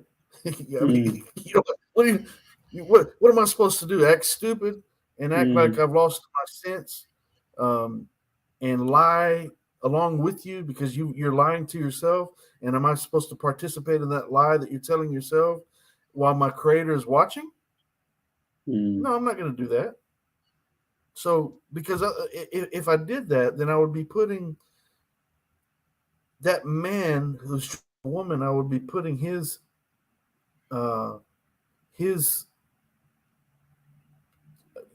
putting him before the creator, before Allah. Because I know that Allah made him a man. And so if I call him a woman, in spite of the fact that I know Allah made him a man, then I'm doing something in my mind. I'm speaking against Allah. It's not that I don't want to cause any problem with that person, but I certainly don't want to. I'd rather have a problem with that person than have a problem with Allah. Absolutely. Yeah. And even if I'm just trying to be polite, I don't think I'm obligated to call a person like William Thomas or Bruce Jenner or that man behind the counter that I just mentioned to refer to any of them as females or women that I know that they're not. But don't I have a right not to? I'm not trying to make them do anything, but nor am I going to allow them to try to make me do anything or say anything that I don't want to say. Yeah, absolutely. This is what I'm trying to say. I think the average man, the average male and female with a God-fearing thought of process is made to feel insecure by powers and organizations and the politicians and stuff. And like you said, it feels like everything's being turned upside down. The odder you are, the stranger you are, you seem to have more power and more support. If you're normal, just keep, just stay low. Yeah. But if you want to come out and say, tomorrow I'm a 6-year-old child, a female child, and I start dressing, I'll probably get so much support in from the politicians and stuff. It'll be just ridiculous. And I really do think it is a mental illness. I really do think that. Oh, sure it is. It's certainly a mental illness, and it's a spiritual illness. It's a social illness. That's why it's referred to as a social contagion. That it's like an epidemic, or it's spreading like COVID. That it's spread so rapidly that it's spreading like an epidemic. It's absolutely, and you're right. I mean, if you are just a average Joe, you don't have the right to speak out against anyone. Absolutely. Say speak out. I don't even mean to put it in those terms. But your rights, you don't have a right. It's like you're powerless, Brother Kenny. You're powerless against the law. You're powerless against the politicians. You're powerless. All you're supposed to be doing is working, paying your taxes, paying your bills, and that's it. Like a slave. Basically, you're just a slave. Just shut up. Shut up and absolutely play your role, and let us do what we want to. And you're just the average Joe, and if you don't want to be a part of this, then mm, you can leave, or you're basically heretical in that you don't mm, embrace these religious type ideologies, mm. and that's why I mentioned that you'll be burnt on the stake of cancel culture. That if you don't Yeah. embrace these ideas, you're labeled a heretic, or you're labeled an outsider, and you're burnt at the stake of cancel culture, and that they're going to get rid of you because you're speaking contrary to what um, what their movement is has embraced and is promoting. And Mm, but that's why the title of the book. Um, and again, I need people to help support this. Inshallah, it's we're still a few weeks out, a number of weeks out before the publication hits on September the 5th. But this to me this is a very important book, and uh, I really appreciate if people would join the book launch team and help support it, inshallah. And by doing so, again, you're going to get a free copy of the book. I'm going to send you a free paperback copy, and all you need to do is email me at info@kennybulmer.com. Email me at info@kennybulmer.com, and I'm going to send you a free paperback copy of the book. Um, there's a couple of steps that I'll need you to do along the way, but nothing major. But this is just you know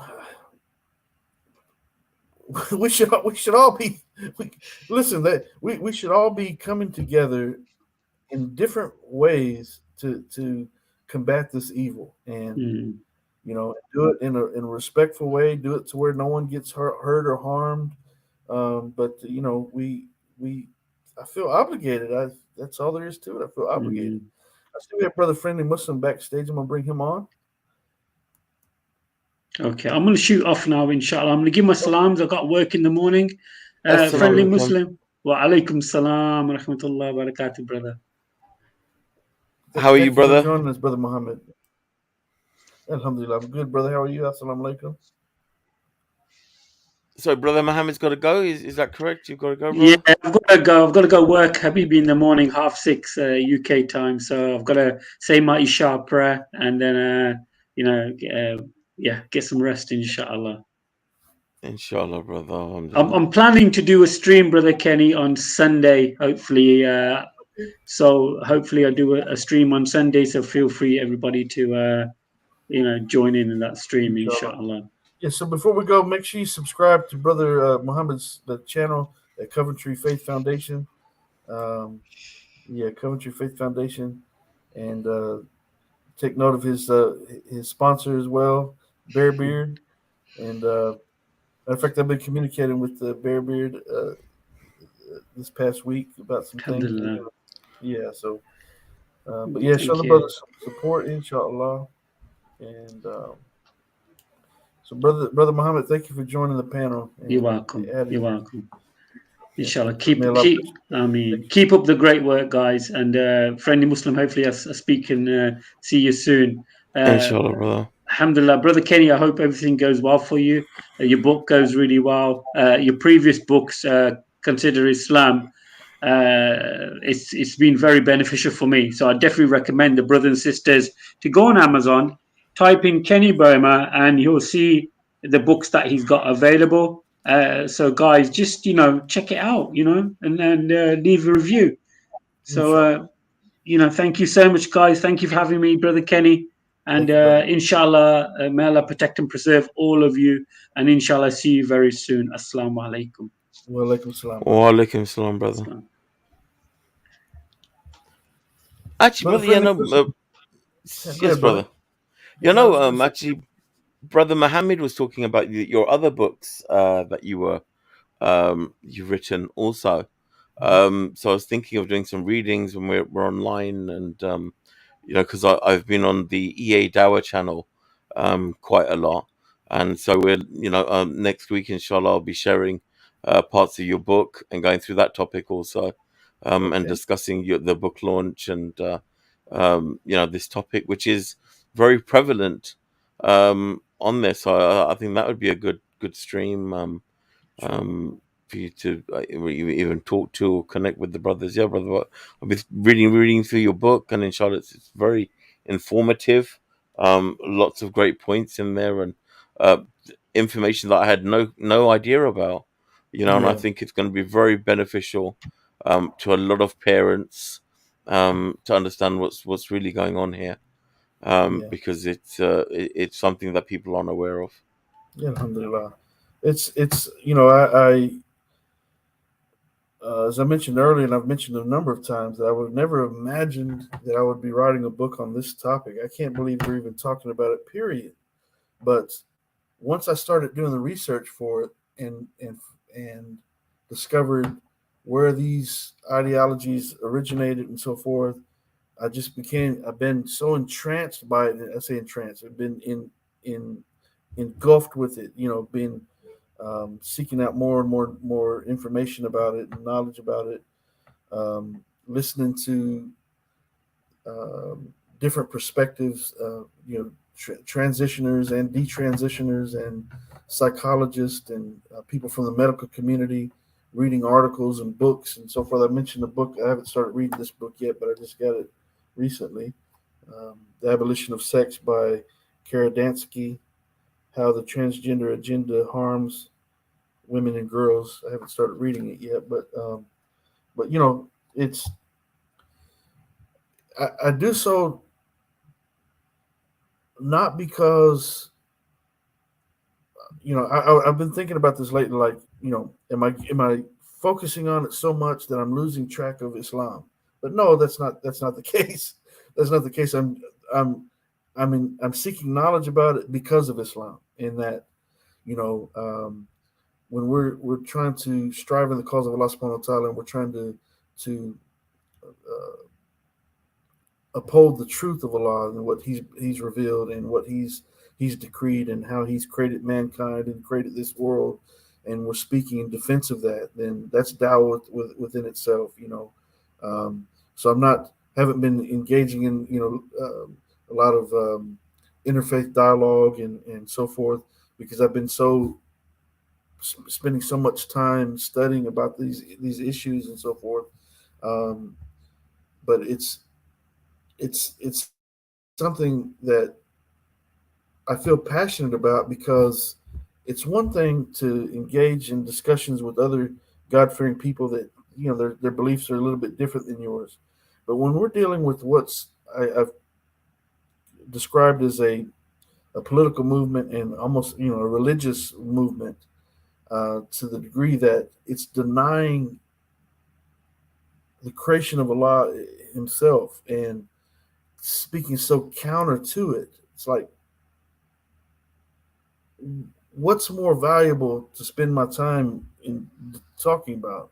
You know, we can talk about the crucifixion of Jesus, peace be upon him, all day, whether or not he's been crucified or he hasn't. And I'm not mocking anyone who does this. I've done it plenty myself. But the point being is that this particular issue is so insane and so evil in my mind that it's like I just have to do something about it. And may Allah accept my efforts and my intentions. Because surely I've spent a lot of time studying and writing the book and so forth. And Alhamdulillah, may Allah accept the efforts and the intentions. Just I don't know, brother. I just feel obligated to. We have to speak out against this nonsense. Um, No, absolutely, brother. I mean, the thing is that people are getting lost in all this pushing of everything that's coming through, and what you're doing is you are aiding the ummah with the work that you're doing, because you spent time to gain this knowledge, to put the effort in writing a book, to make it accessible, to help people understand what are the backgrounds of what's actually going on, because it's a machine of information that's pumping out things, and it helps people how to deal with the situation and educate their children, which is really the biggest priority is the Muslim generation of children, and how parents are. So I think again, with your faith work, this is part of it, bro. Absolutely, you are contributing to a generation of parents who are in need of assistance on how to deal with these issues and understand the background of them. Alhamdulillah. Yeah, it's crazy. It's so bizarre, man. Just it's the more you study it, the more you listen. And you know what's happening lately is that there's a lot of people that are coming out that are detransitioning, and they literally try to suppress these people. And when these people come out and they speak and they say, you know, I transitioned and I made a mistake and I regret every moment of it. I wish I'd never done this. I wish my parents would have, you know, spoken up and tried to get me therapy. And I wish they wouldn't have been so eager to go along with what I was saying, because now I've hacked away at my body and I've made altering changes that will never be can never be fixed. Um, they're attacking these people as those these people are lying, and that they're not really detransitioners, that they are um, they're just imposters that are just spreading lies and hatred. When in reality, what they're doing is they're speaking against the lies by saying they're just telling their story, saying I was wrong. I thought I was a man that thought I was a female, thought I was a trapped, you know, female trapped inside of a male's body, and I was wrong. I'm actually a male, and I regret this. I want to be a male. I want to be the male that I was biologically designed to be. And these types of people are being targeted by the transgender activists and the influencers and the transgender community as though they're doing something wrong just for simply telling their story. But on the flip side of that, if you have someone come along and say, you know, they come out and say, I'm coming out as trans, then these people are supported. So again, it boils down to what's right is wrong and what's wrong is right in the minds of these people, and literally just trying to flip everything upside down, and it's just crazy. Yeah, These no, it's you're funny. I'm not funny you say that, but yeah, I've heard, and there was another. I think it was the Dean show. There was a sister talking there, and she said that she is trying to voice people's. She knows a lot of people that have made the mistake and want to go back to what they originally were, and there's a huge number of them, in fact, and Yeah, she's trying to get them voiced. You know what I will do is I will get you the video, and email that to you. Go back to that show, and again, I think that would be a great benefit if you could host her, because she actually had a lot of people that wanted to speak up, yeah, yeah, and let people know about their journey too, and the mistake they made. And we yeah, do need to hear about people that feel that they were pressured, or maybe they did make a mistake, or they felt they made a mistake, yeah. and so Maybe that maybe I should do a segment on it, because I have a segment that I've done a number of times called "Reasons to Revert." Obviously, reasons to revert to Islam, where people are telling their stories, and maybe we could do something similar, you know, as far as um, detransitioning, and let these people come on, tell story after story about, you know, about their experience with all of this, and, you know, engaging, you know, being around people who are engaging in what's referred to as gender affirming care, and um, you know, let them tell their stories and their mistakes along the way, and you know, that way other people can hopefully, you know, as many people as possible can be discouraged from accepting these ideas, because they're coming after the children, man. They're coming strong after the children. They're starting in pre-K and they're working their way up, and it's crazy. yeah, no, So brother. What other books have you written? You've written two other books, is that correct? yeah, so let me put this on here just real quick. So the two books that are published right now are. Bear with me one second. Uh, the two books that are published. right now are the two books on the top. Consider Islam, the first edition, and the white cover is the second edition. Um, but so the book in the red cover, you might be an Islamophobe if that book is almost done. I actually put that book on hold because of this book. Your right to self-identify, my right to disagree. I felt like this topic is so important right now that it was going to reach. A book like You Might Be an Islamophobe if is going to not reach as wide of an audience, um, but this book on transgenderism is good. It should reach a wider audience, and it's not about money or anything like that. It has nothing to do with it. But I just felt that the book on the transgender issue, because it's such a hot topic and it's like growing like crazy, that I need to get this book out and done. And I started in investing much of my time in doing the research for it, and I wrote this book pretty quickly overall. Um, much I wrote it much quicker than I wrote Consider Islam, and I wrote it much quicker than I wrote You Might Be an Islamophobe if, and I'm not actually done. Actually, that book is written. It just needs to be formatted and so forth. I got other steps that I need to do as far as You Might Be an Islamophobe if, but it's pretty much done. It's the book is already written, but I put it on hold to get this other book done. Um, and also the book, Everything is a Test. That book is I've already written about 10 or 11 chapters for that book. That book is a very personal book, and it's a hard book to write because I talk about the death of my son, and um, but I'm talking about issues within that book that are things that people go through, people that I've known personally, people that stories that I've heard about people, things that I've experienced myself, from the standpoint that we know that everything that we're facing in this life is a test from Allah Subhanahu wa Taala, and so that's like a book to try to encourage people to not succumb to depression and anxiety and all the stresses of life. To look at every situation that is being the test that it actually is, and to start facing life each morning when you wake up.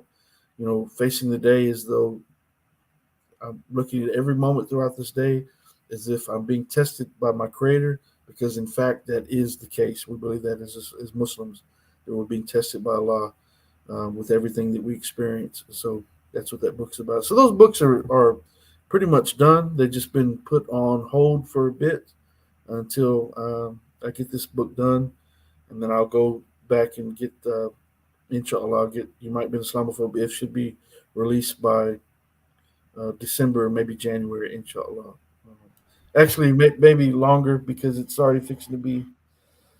This other book's coming out in September, and I'm actually behind um, a little bit um, from the original dates. But Inshallah, brother. so, Everything with its time, yeah, yeah, and Alhamdulillah, you are still doing dawah and you're still providing help, and all of these things are part of Islam. Gaining knowledge, sharing knowledge, helping each other to get through difficult times, and difficult situations in life. And I hear a lot of parents with this situation with information being put into schools about how to deal with it. This is it's causing problems yeah, because there seems no line. Um, I, I I I heard a story and I thought it wasn't serious at first. It was about people that were identifying as cats yeah, in a school, and they had asked for a kitty litter to be put into the unisex bathroom, and they had asked for the table to be lowered. And this is something that was being discussed, yeah, and apparently it's interspecies, which I didn't know was a thing. But they were saying, well, where are the lines um, that we need to draw, basically, like within a school, that we're putting kitty litters in the bathrooms. yeah, yeah. I've heard those about those as well. Um, it's I mean, what do you say about that? It's Y- just y- and a student actually cut a hole in their uniform so they could have a tail and yeah, attach a tail, basically. yeah, And they didn't know how to say no yeah. And because answering the teachers with meow, and and the teachers can't say anything. And if they say anything, they are ridiculed for it. It's just it's crazy, man. It's just complete insanity. And brother, if you can, I'd love to also share with, like, when we're on panel, and we're looking to sort of share information with the brothers and sisters. These brothers at EA Dower and Issa Dower, they're doing streams literally 5 nights a week. Sometimes these streams are 16 hours. They're going just giving Dower all through the night, etc. But if you could maybe email me a copy of a PDF of the Consider Islam book. I definitely want to be talking about both of your books, and what you've done in terms of your dawah, and your journey in Islam also. Brother, I want to share this with the people, because on average it's about 2.5 to 3,000 viewers sort of tuning in, and I definitely want to be talking about your book and your efforts, because some of the viewers there aren't aware of this as a resource, and that's something I definitely want to be sharing with them, inshallah. yeah, I've sent it to you, inshallah. I've sent it to you, brother. Um, yeah, I'll certainly do that, inshallah. And I appreciate your efforts and your intentions in that, inshallah. I think some of those brothers might know about the book. I really don't know. I've been extremely busy, and I don't know, just but yeah, I appreciate that, brother. I'll send it to you. But, Yeah, no, no, every absolutely. Go on. yeah, you know, just think about what Allah reveals in Surah Nisa, chapter 4, verses 119, 120, and how this applies to. I think we've discussed this before, but it's just so shocking. I'm not going to go into it too long, but the verses say, "Cursed by Allah, Satan said, and surely I will lead them astray, and surely I will arouse desires in them, and surely I will command them, and they will cut the ears of cattle, and surely I will command them, and they will change Allah's creation. Whoever chooses Satan for a guardian instead of Allah is verily a loser and has suffered a tremendous loss. Satan only makes them false promises and deludes them with empty hopes. Truly, Satan promises them nothing but delusion." I And mean, the, Alhamdulillah, these verses are so telling, because it's telling exactly what is going on right now. These people have false hope in that, like the detransitioners that we mentioned about, talked about, that their initial hope was that, man, if I could only be, like these females, that if I could only be a male, I'll be better respected. Or the males, if I can only be a female, I'll be I'll be accepted for such and such. If I could only change myself.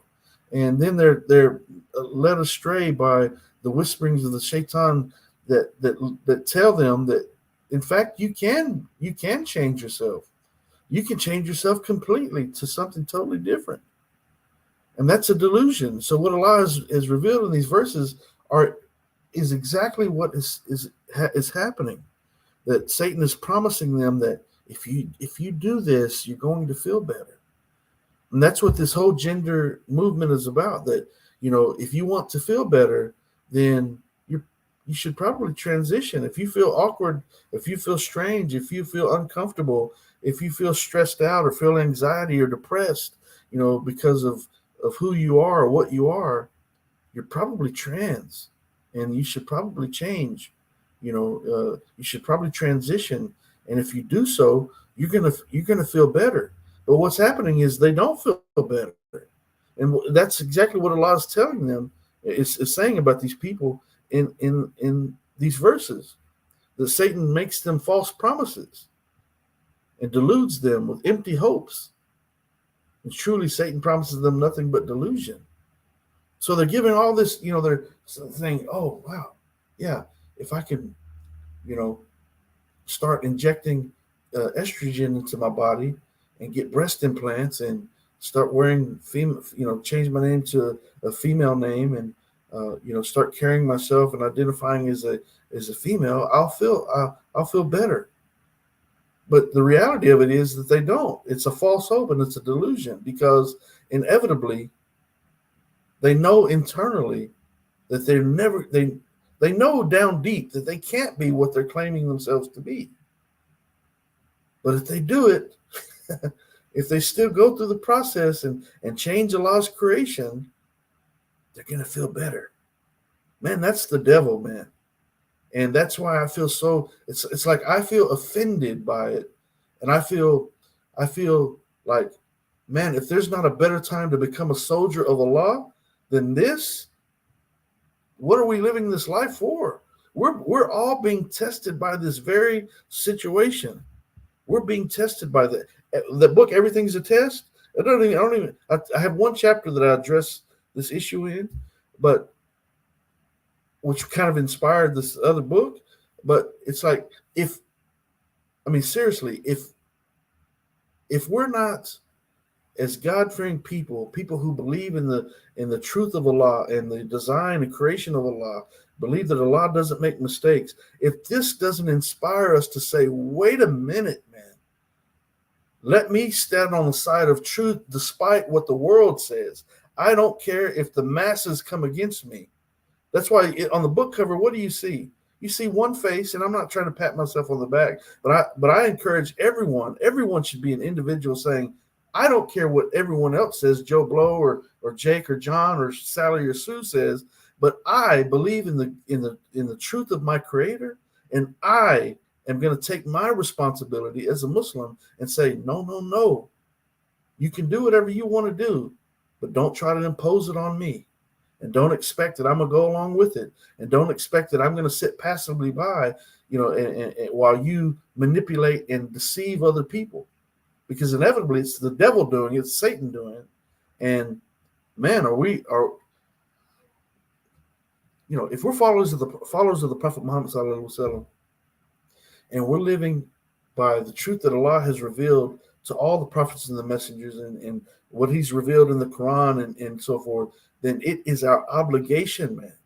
It's our obligation to stand up and say, no, we cannot stand for this. We're not going to beat you up. We're not going to kill you. We're not going to try to harm you. We're not going to oppress you. Nor are we going to allow ourselves to be oppressed by lies and falsehood. We have a right as human beings, as God-fearing people, as individuals, as the creation of Allah, being the best of his creation, mankind being the best of his creation. Satan knows that we're the best of his creation. And so who's he attacking? Obviously animals aren't claiming that they can, a male, a bull is not claiming that he's a cow, and a cow's not claiming to be a bull and so forth. Obviously the animals and other forms of creation can't do that. Only the conscious people, only the conscious creation can. And that's why we're the ones being attacked. And because we're the ones being attacked, what do? Just stand by and let ourselves get beat up collectively? Or do individuals stand up and like Allah says, let there rise among you a group who calls people to truth, right? Well, I believe that. I believe we should do that. And we should inspire one another to do the same thing. Let there rise among you a group among you, even if the rest don't. Let somebody stand up and say, no, we're not going to do this. Fighting the cause of Allah subhanahu wa ta'ala. I mean, I would hate to go to the day of judgment and Allah question me and say, you knew better. You knew not to call that man at the register a female because he wasn't a female. And you did it anyways. You called him she or her or yes, ma'am, knowing that that's a man right there because you didn't want to offend him. but you're offending the very truth that Allah has established based on the biological design of that man behind the register who's wearing a dress and gets facial hair, he's got razor stubble. You're offending the truth. You're more worried about offending that individual. And, there's ways to deal with the situation without being blatantly rude and insensitive. But are we going to allow ourselves to be offended, to be run over, and the truth of Allah to be run over? Or because of this person and the group that stands behind them that's promoting lies and delusion, that Satan, it says it right here, cursed by Allah, Satan said, and surely I will lead them astray, and surely I will arouse desires in them, and surely I will command them, and they will cut the ears of cattle. I'm not even going to talk about that right now. And surely I will command them, and they will change Allah's creation.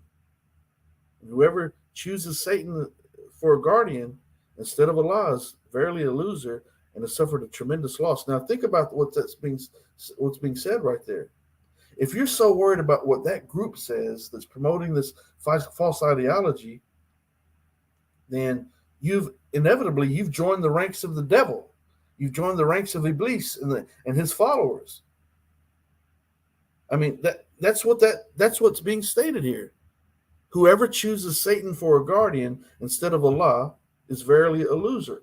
So because I want to be politically correct, I joined the ranks of the people who promote this transgender ideology because I don't want them to attack me. I don't want to be shadow banned. I don't want to be boycotted. I don't want to be fired. I don't want to be targeted. I don't want to be harmed. Then I'm seeking refuge in Satan instead of saying, Allah's my protector. I don't fear what you're going to do to me. You can't do anything that Allah does not allow to happen. You can't harm me in any way unless Allah has decreed it to be. And if he's decreed it to be, there's a reason for it. But if you understand what I'm getting at, is that we're seeking comfort. We're seeking the approval of, I'm not saying we, but I'm saying there's people out there that are seeking the approval of this particular group because they don't want to offend them. Or you joining ranks with the devil, man. There's no other way to put it. Don't join ranks with the liars. Don't join ranks with the people who promote the falsehood. Don't do that, because that's where Satan is right there in the midst of it. Don't do that, especially if you're Muslims. Don't do that. And that's what I'm trying to convey in the book. And and I'm trying to lay the foundation of where these ideas come from, who established them. Inevitably, all evil comes from Satan. But where do these ideologies come from? Who is it affecting? How is it being propagated? How is it being promoted? Who's doing the influencing? Who's supporting it? Why are they supporting it? What's being denied? And what are we going to do about it? What do? You just let someone come into your home and just like, get out of the seat. I'm going to sit there. But wait a minute. That's been my favorite chair for years. That's my wife right there. You're sitting by my wife and whatever. You're just going to let someone come into your home and just bogard you? No. So are we going to let someone come into our consciousness and our truth that has been established by Allah and just wipe it away like it's nothing, or just take over and say, I know you used to think this way, but now you're going to think that way. You used to believe that a man was a man and a woman was a woman and so forth, but now you're going to believe, because we're telling you to believe it, that a man is a woman if he feels and thinks that he is, and vice versa. And if you don't accept it, then we've got a problem with you. Oh, I don't want you to have a problem with me. So, okay, Bruce Jenner, yes, she's Caitlyn, and no, it's not. He's still Bruce Jenner. He's still a man. So I would encourage people to look into these verses about Surah Nisa, chapter 4, verses 119, 120. There's many others as well. But study what was going on in the days of the Prophet, peace be upon him, with the cutting of the cattle ears.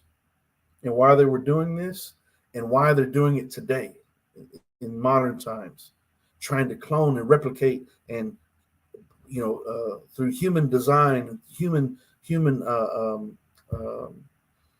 manufacturing, trying to recreate the creation of Allah to try to make it better.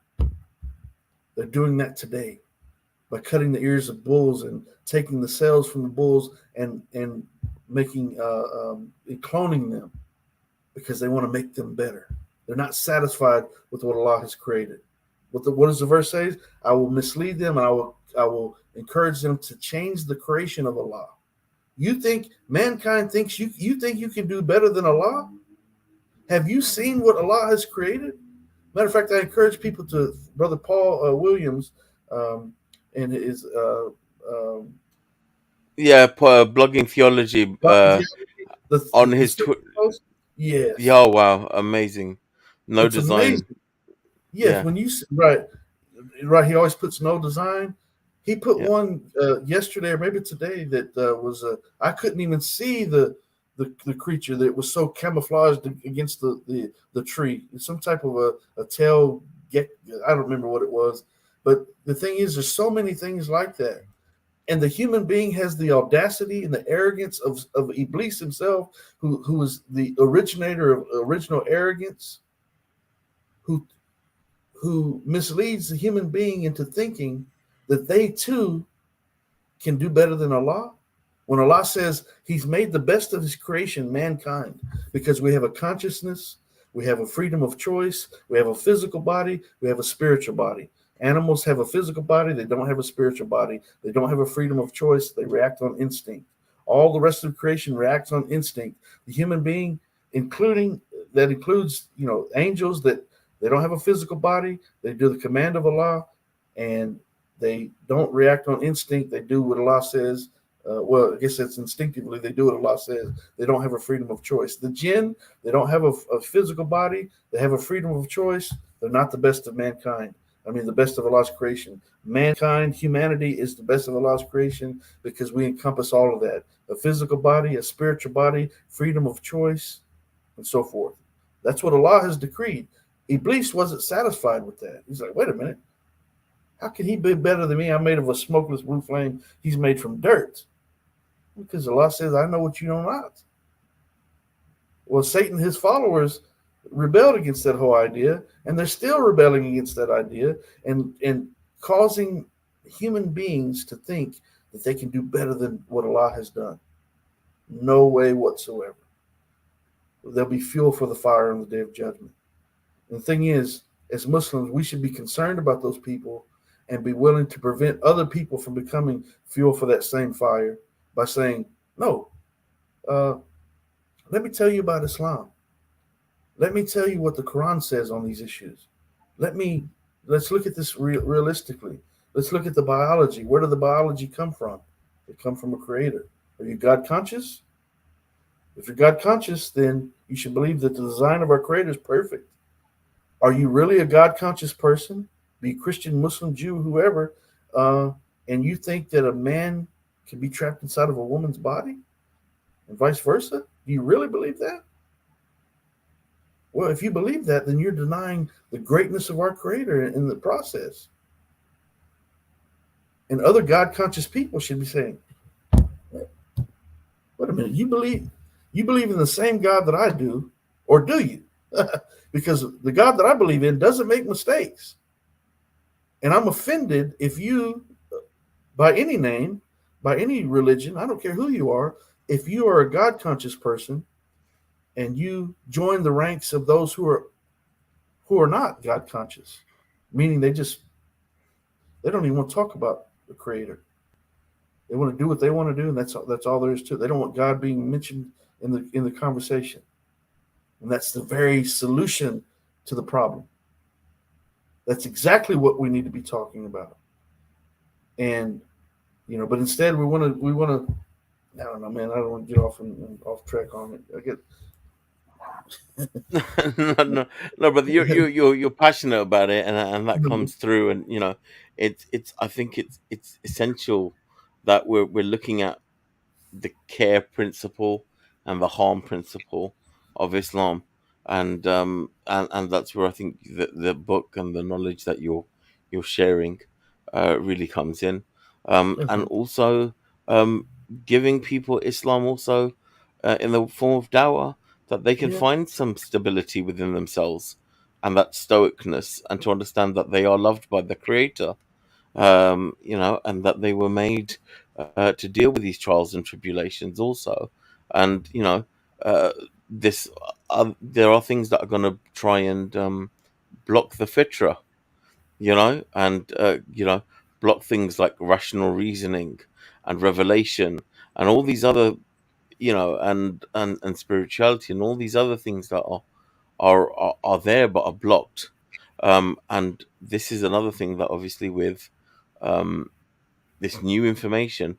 And again, I mean, someone gave me a channel on TikTok, not on TikTok, on Twitter, to follow basically, and they sort of go through, some of the liberal things that are happening in the world, and some things are shocking. Some of the testimonies from teachers who are, essentially talking about their personal lives and saying that they feel comfort by speaking to 4 and 5 year olds about their personal life, Yeah. and their personal intimate life in terms of things. Why do we need to be? Why is that? Why aren't these things being highlighted? Where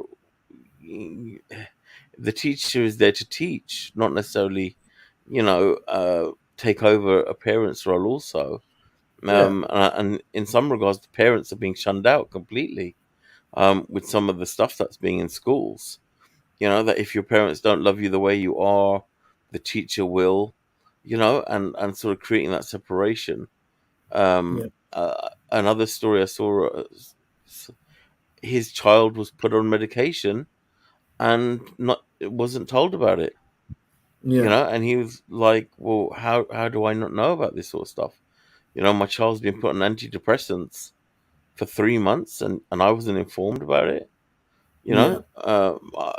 They had no idea, and apparently it was fine to do, and it was a safeguarding.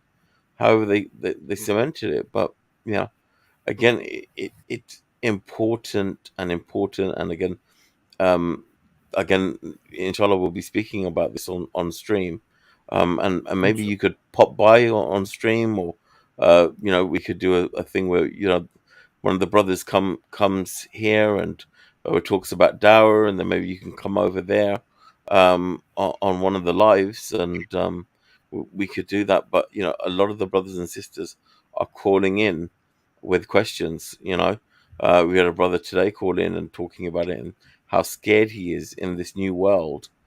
Protecting his daughter from all these sort of new ideas that will be pumped into them in schooling.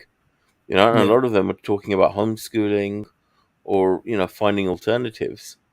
And even looking at Islamic schools for education. I've heard a lot of people that are non-Muslim talking about actually sending their children to um, Muslim schools, because they're so scared. They're not happy about the amount of Yeah. information that's being pumped into their children. Yeah. It's for one, the whole idea that the teachers are as young, you know, with students as young as pre-K, are doing like just what you mentioned, telling them about their date nights and all those things, and their relationships, and encouraging them to think about sexuality in particular. It's like, what? Wait a minute. Why do we need to be talking about sexuality when we should be talking about math and science and all these things? And what is our sexuality, and being so focused on who we are and how we're accepted and all these things? We should be in the classroom. They should be so preoccupied with their assignments and study that there should be no room for them to be sitting up there, thinking about you know their sexual anatomy and and all those things. What's the reason for it? Um, the thing is, they're they're training these teachers now. They're training these teachers about how to engage in this type of curriculum. They're promoting it. So it's just absolutely insane, and it, that's why it's going to take people coming together and saying, we are not going to allow you to do this to our children or our neighbors' children or anyone else's children. We don't want you talking about sexuality in the classroom. It has no place for it. We didn't grow up talking about sexuality in the classroom. Uh, I don't know who my teachers were going out with and if they were gay or if they were straight or bi I don't care about that. I didn't care about it then. I don't care about it now. And neither does my, 5-year-old. I don't have a 5-year-old. I have an 18-year-old at this point. But, you know, if there should be anyone talking to to children about sexuality and those types of things, it should be the parents themselves, and certainly not teachers at random in a classroom. And not only that, but having men dressed up as gaudy gaudy outfits, dressed up as women, coming to read them gender bending books at reading time.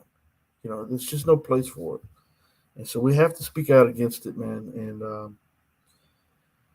so that's what I'm trying to do. Go ahead. Inshallah, brother, may Allah make it easy for you, and may Allah make it easy for all of us in spreading the message of your book and dawah and calling to Islam.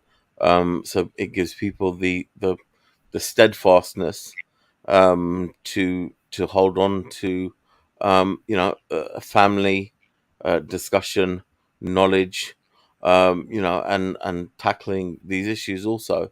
Because our Muslim brothers and sisters and non-Muslim brothers and sisters are in need of assistance when dealing with these situations, because there is a part that are just spiraling out of control, where there is no such thing as no, and again, when you are oh, can you drop, but where people are not able to uh, talk about these issues in school or voice their opinions, or they're scared to. It's definitely something that needs to be looked at. It's something that we need to be able to discuss, and I lost. parents. Yeah, I no, lost. that's fine, brother. I'm sorry about that. I lost my signal there for a second somehow. No, that's fine, brother. I was just talking about the importance of um, talking and discussion, and the Muslim family unit, and being part of a Muslim is understanding and having knowledge, and talking There's another about these aspect. issues. There's another aspect of that as well. In that sometimes children, kids will be when it comes to their parents, they think that their parents are, um, out of touch with what's going on in the real world, quote unquote, the real world, and so forth. And so they are prone to just disregard what their parents say. But that's all the more reason for other people to engage in this discussion, because, where there's some children that they just don't want to listen to what their parents have to say because they think they're out of touch with what's going on in society at the time. There's other people who they possibly will listen to. And if there's enough of us talking about it, especially within the Muslim community and so forth, but all children, we shouldn't just relegate it to that. But I'm saying just children in general, youth of all ages in general, people of all ages, the more people talk about it and promote the truth over the falsehood instead of accepting the falsehood, um, the more people that are going to benefit from it. And if we look at it in regards to the blessings of Allah subhanahu wa ta'ala, in regards to sadaqah, in that, if something that we're saying changes the life of someone who goes on to change the life of another and another and another, and so forth, then we receive the blessings from that. Or we could sit passively by and not say anything. And then what? I mean, we all have gifts, we all have talents, we all have a voice, we all have opportunities that we should be taking advantage of. And promoting the truth. Um, again, do we really want to go to the day of judgment and a lot question us about why we didn't do our part when we know we're being tested by this? The fact that we're talking about this is proof that we're being tested by it. What are we going to do? Are we going to go from this conversation if you're just a listener or whatever? Or let's say that I, just I don't want to use myself because it's not a reality in that. But if you're hearing this conversation now or in the future, and you're being reminded of the fact that you're being tested by this very situation, what are you going to do about it? It's like being told that a house is on fire, and instead of going to find a way to put it out or finding someone who can put it out or finding ways to put it out, you just let it burn. Man, dude, that's a bit irresponsible to say the least. Especially when you know you're going to face judgment for everything that we encounter, right? And so, if Allah says in the Quran, and He does, He say that not if He says in the Quran clearly, if you take one life, it's as if you've taken the life of all of humanity. If you save one life, it's as if you've saved all of humanity, right? And let me remove this real quick. And so, are we going to be those who step up and say, man, I want to try to help someone, because even if I can't reach millions, even if I can't reach the multitude, the masses, even if people think I'm a nobody, maybe there's someone out there that will listen to the words that I speak and be led to something good from it, for the sake of Allah, inshallah. You know, um, because we Brother, do all you have. have a sorry? Do Go you ahead, have a brother. slide? Do you have a slide that has the without the book club, just your book coming soon, or do you have a slide that doesn't have the book club Yeah, stuff on it? Oh, yeah. good. All right, inshallah, if you can email that to me also, brother, because Okay, like I've got this I could put it on a banner like I do with this okay. when we're on stream also. Um, so I would love if you could email that to me also, and then when I'm on stream and we're talking about the book, then it helps me to let people know and do a flash of the book and when it's coming out, inshallah. Yeah, Okay. no, brother, but you're right. There's so much that needs to be done, and we definitely want to be spreading the word about this information that you've put together for everybody. You know, Inshallah. inshallah, brother. Brother, when do y'all do those streams? What Um, time? like for example, in the next 2 hours, at 2 a.m. UK time, which I think Oh, is about 11 US. We're 5 hours behind. So the brothers are in the USA. One's in Ohio, and the other one's in Florida. So they sort of, I think it's about 11 US time that they sort of start. And then we've been going sometimes all the way, 16 hours is the record for a stream. But now the brothers are doing dawah. We're talking about different topics. mm, We're having different call-ins. The brothers and sisters are calling in and talking as well. So it's we had brother Hamza from Hamza's Den pop over last week.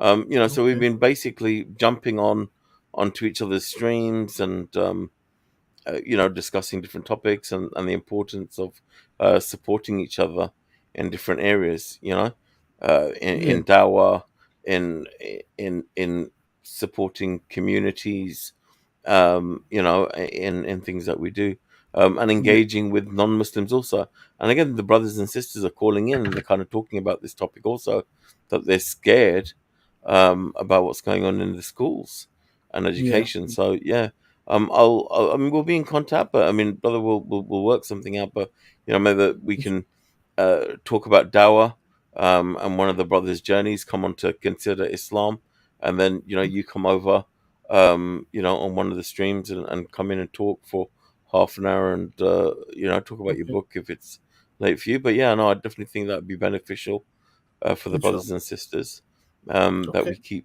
keep this momentum going. Yeah. There is an undercurrent, and I even spoke to the brothers at like EF Dower, and the larger channels, about us all supporting smaller channels, and that's what we've been doing basically. Some of the bigger channels have been saying, look, go over to the smaller channels. They're talking about this sort of topic, and let's support, because as an ummah, we have a lot of issues that need discussing, and they can be different things like education, you know, um, controlling our temper. Uh, how do we deal with insults to the Prophet, peace and blessings be upon him? How do we deal with insults to Islam? How do we deal with people that are being provocative? Brother, I don't know if you're aware, in Norway they're trying to build a center, a masjid, and oh yeah, gee, that's um, com- another Dawah center that we could talk to also, about your book. But they're trying to build a center, an education center. They want to provide for the community. They want to give back to the community, and they've had these right wing people, agitators, coming into the car park, burning the Quran every week, Yeah. and they've gone out of their way to provoke, and two sisters followed them and kind of nudged their car, and it involved an accident. And this is a lesson also, how to deal with these things, how to Yeah. make sure we don't lose our temper, because there are people going out of their way to provoke, and Yeah. we've got to be knowledgeable, and teach each other, and the lessons of the Prophet, peace and blessings be upon him, about how would he react to these sort of situations. Right. What was his sabr like? And he was a man of intelligence also, and he could see when people were trying to provoke him, looking for a reason to attack, Yeah. he had to show patience and mercy, and give his own dawah, and tell people about the calling to Allah. It's a beautiful. These are timeless stories that will aid us and help us. And when they say, Prophet Muhammad, peace and blessings be upon him, a mercy to mankind, his life, his message, the message of the Quran, the guidance of Allah, is something that we're eternally going to be receiving until the day of Alhamdulillah. judgment. Yeah. Alhamdulillah. Alhamdulillah, brother. Yeah, brother, I appreciate you coming on, and yeah, that sounds good. I'll email you the PDF for Consider Islam, the second edition, and I'll email you the cover for the book and so forth, inshallah. So yeah, just be in touch with me, and we'll set it up. And Yeah, not a problem. I'll maybe connect with you on Facebook, okay, and so we can talk okay, easier, and arrange some stuff, some cross channel workings, and make sure different audiences or brothers and sisters are able to get this information in different places, because we've started doing it this week, or the last sort of 10 days we've been doing it. And so Jordan M, from Jordan M, he's been sending people over to EA Dawah. From EA Dawah, we've been sending over to Isa Dawah. From Isa Dawah, we're just sending each other the audiences. And then brother Kov, FF, he did an interview with EA Dawah, so everybody came over to him. So this is what we're doing. There's different topics that we need to discuss, and so we're sending each other to different channels, and cross networking, to ensure the message gets through to people, and we're all supporting each other in our different efforts, because this is yeah, all dawah, and again, like African sister, assalamu alaikum, my beloved African sister, she's on all the streams, she's on your streams, she's on And again, like Jordan. African sister, assalamu alaikum. oops, Oh, supporting and sharing and making sure we're all aware, of each other's channels, and trying to make sure that the message is spread, and we are a family, and that's very true. This ummah is a family that wants to support each other, and inshallah we will be doing that in our efforts, and may Allah grant us ease in doing so. Inshallah. I mean, all right, brother. I appreciate it, and look forward to hearing from you. And I'll email you. And Okay. I need to go. I need to pray. Inshallah, Asr brother. here, inshallah. Okay. So What time is it there at the moment? right now it's 5:50 Oh, PM. Okay, cool. p.m. Yeah. So Okay, excellent. yeah, All right, inshallah, brother. Thank you for having me here, and inshallah we'll keep in touch, and we'll inshallah. keep this movement and knowledge going. So I'll say Okay. assalamu alaikum, brother, and I'll let you close it out, brother. Wa alaikum salam. Thank you, brother. Alhamdulillah Rabbil Alameen. So yeah, it's been interesting to do all the research and so forth for the book, and I just feel obligated once again to talk about this issue and to promote the truth and the beauty of Islam in the process. And certainly, I believe that Allah subhanahu wa ta'ala, our God, our creator, does not make mistakes, and he does not trap people in the wrong bodies and so forth. So if you're God conscious on any level, I encourage you to do your part, or whatever you feel like you need to do to speak out and, help people to deal with this whole gender ideology situation that we're dealing with. Inevitably, listen, before it's all said and done, if it keeps moving in the direction that it is, we're all going to have members of our family and people that we know personally who are coming out as trans if we don't do something about it sooner than later. And so I encourage everyone to do your part, and certainly I'll try to be doing my part. If you'd like to help with the launch of the book, you can do so by sending me an email at info@kennybomer.com. I'm going to share this one more time real quick. You can join the book launch team by sending me an email at info@kennybomer.com. By doing so, by joining the book launch team, I'm going to send you a free paperback copy of the book upon its release. Of course, there's a couple of steps along the way, but if this is an important topic to you, and you like to try to do something to help,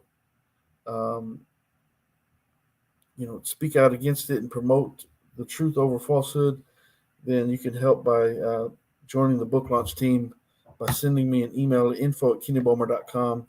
I'm going to send you a free copy of the book and so forth. So I look forward to hearing from you via email. And please be patient with me because sometimes it's hard to respond to all the emails. But I will certainly make effort to do so, because I certainly need as many people as possible on the book launch team. So please send me an email at info@kennybomer.com.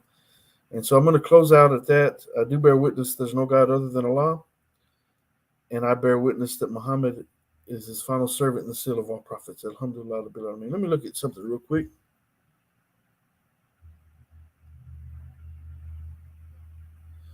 Okay. Yeah. Yeah, Bird Nest Rat Fest. I've seen a couple of videos about that. Yeah, some of those characters that he's addressing are there's something else. I want to stay out of it. I got so much going on, but I certainly agree with some things that he says, and I certainly disagree with some things that he says. Nevertheless, but I want to thank everyone for watching and listening. Please make sure you hit subscribe, like, and share. And again, send me an email at info@kennybomer.com. If you'd like a free copy of the new book, Your Right to Self-Identify, My Right to Disagree, Who is Oppressing Whom, I will send you a free paperback copy for simply becoming a member of the book launch team and leaving your review on Amazon after the book is published. So I'll email you with all the details about that if you send me an email at info@kennybomer.com once again. And so I'll leave you all by saying Assalamu alaikum, rahmatullahi wa barakatuh, alhamdulillah, rabbil alameen.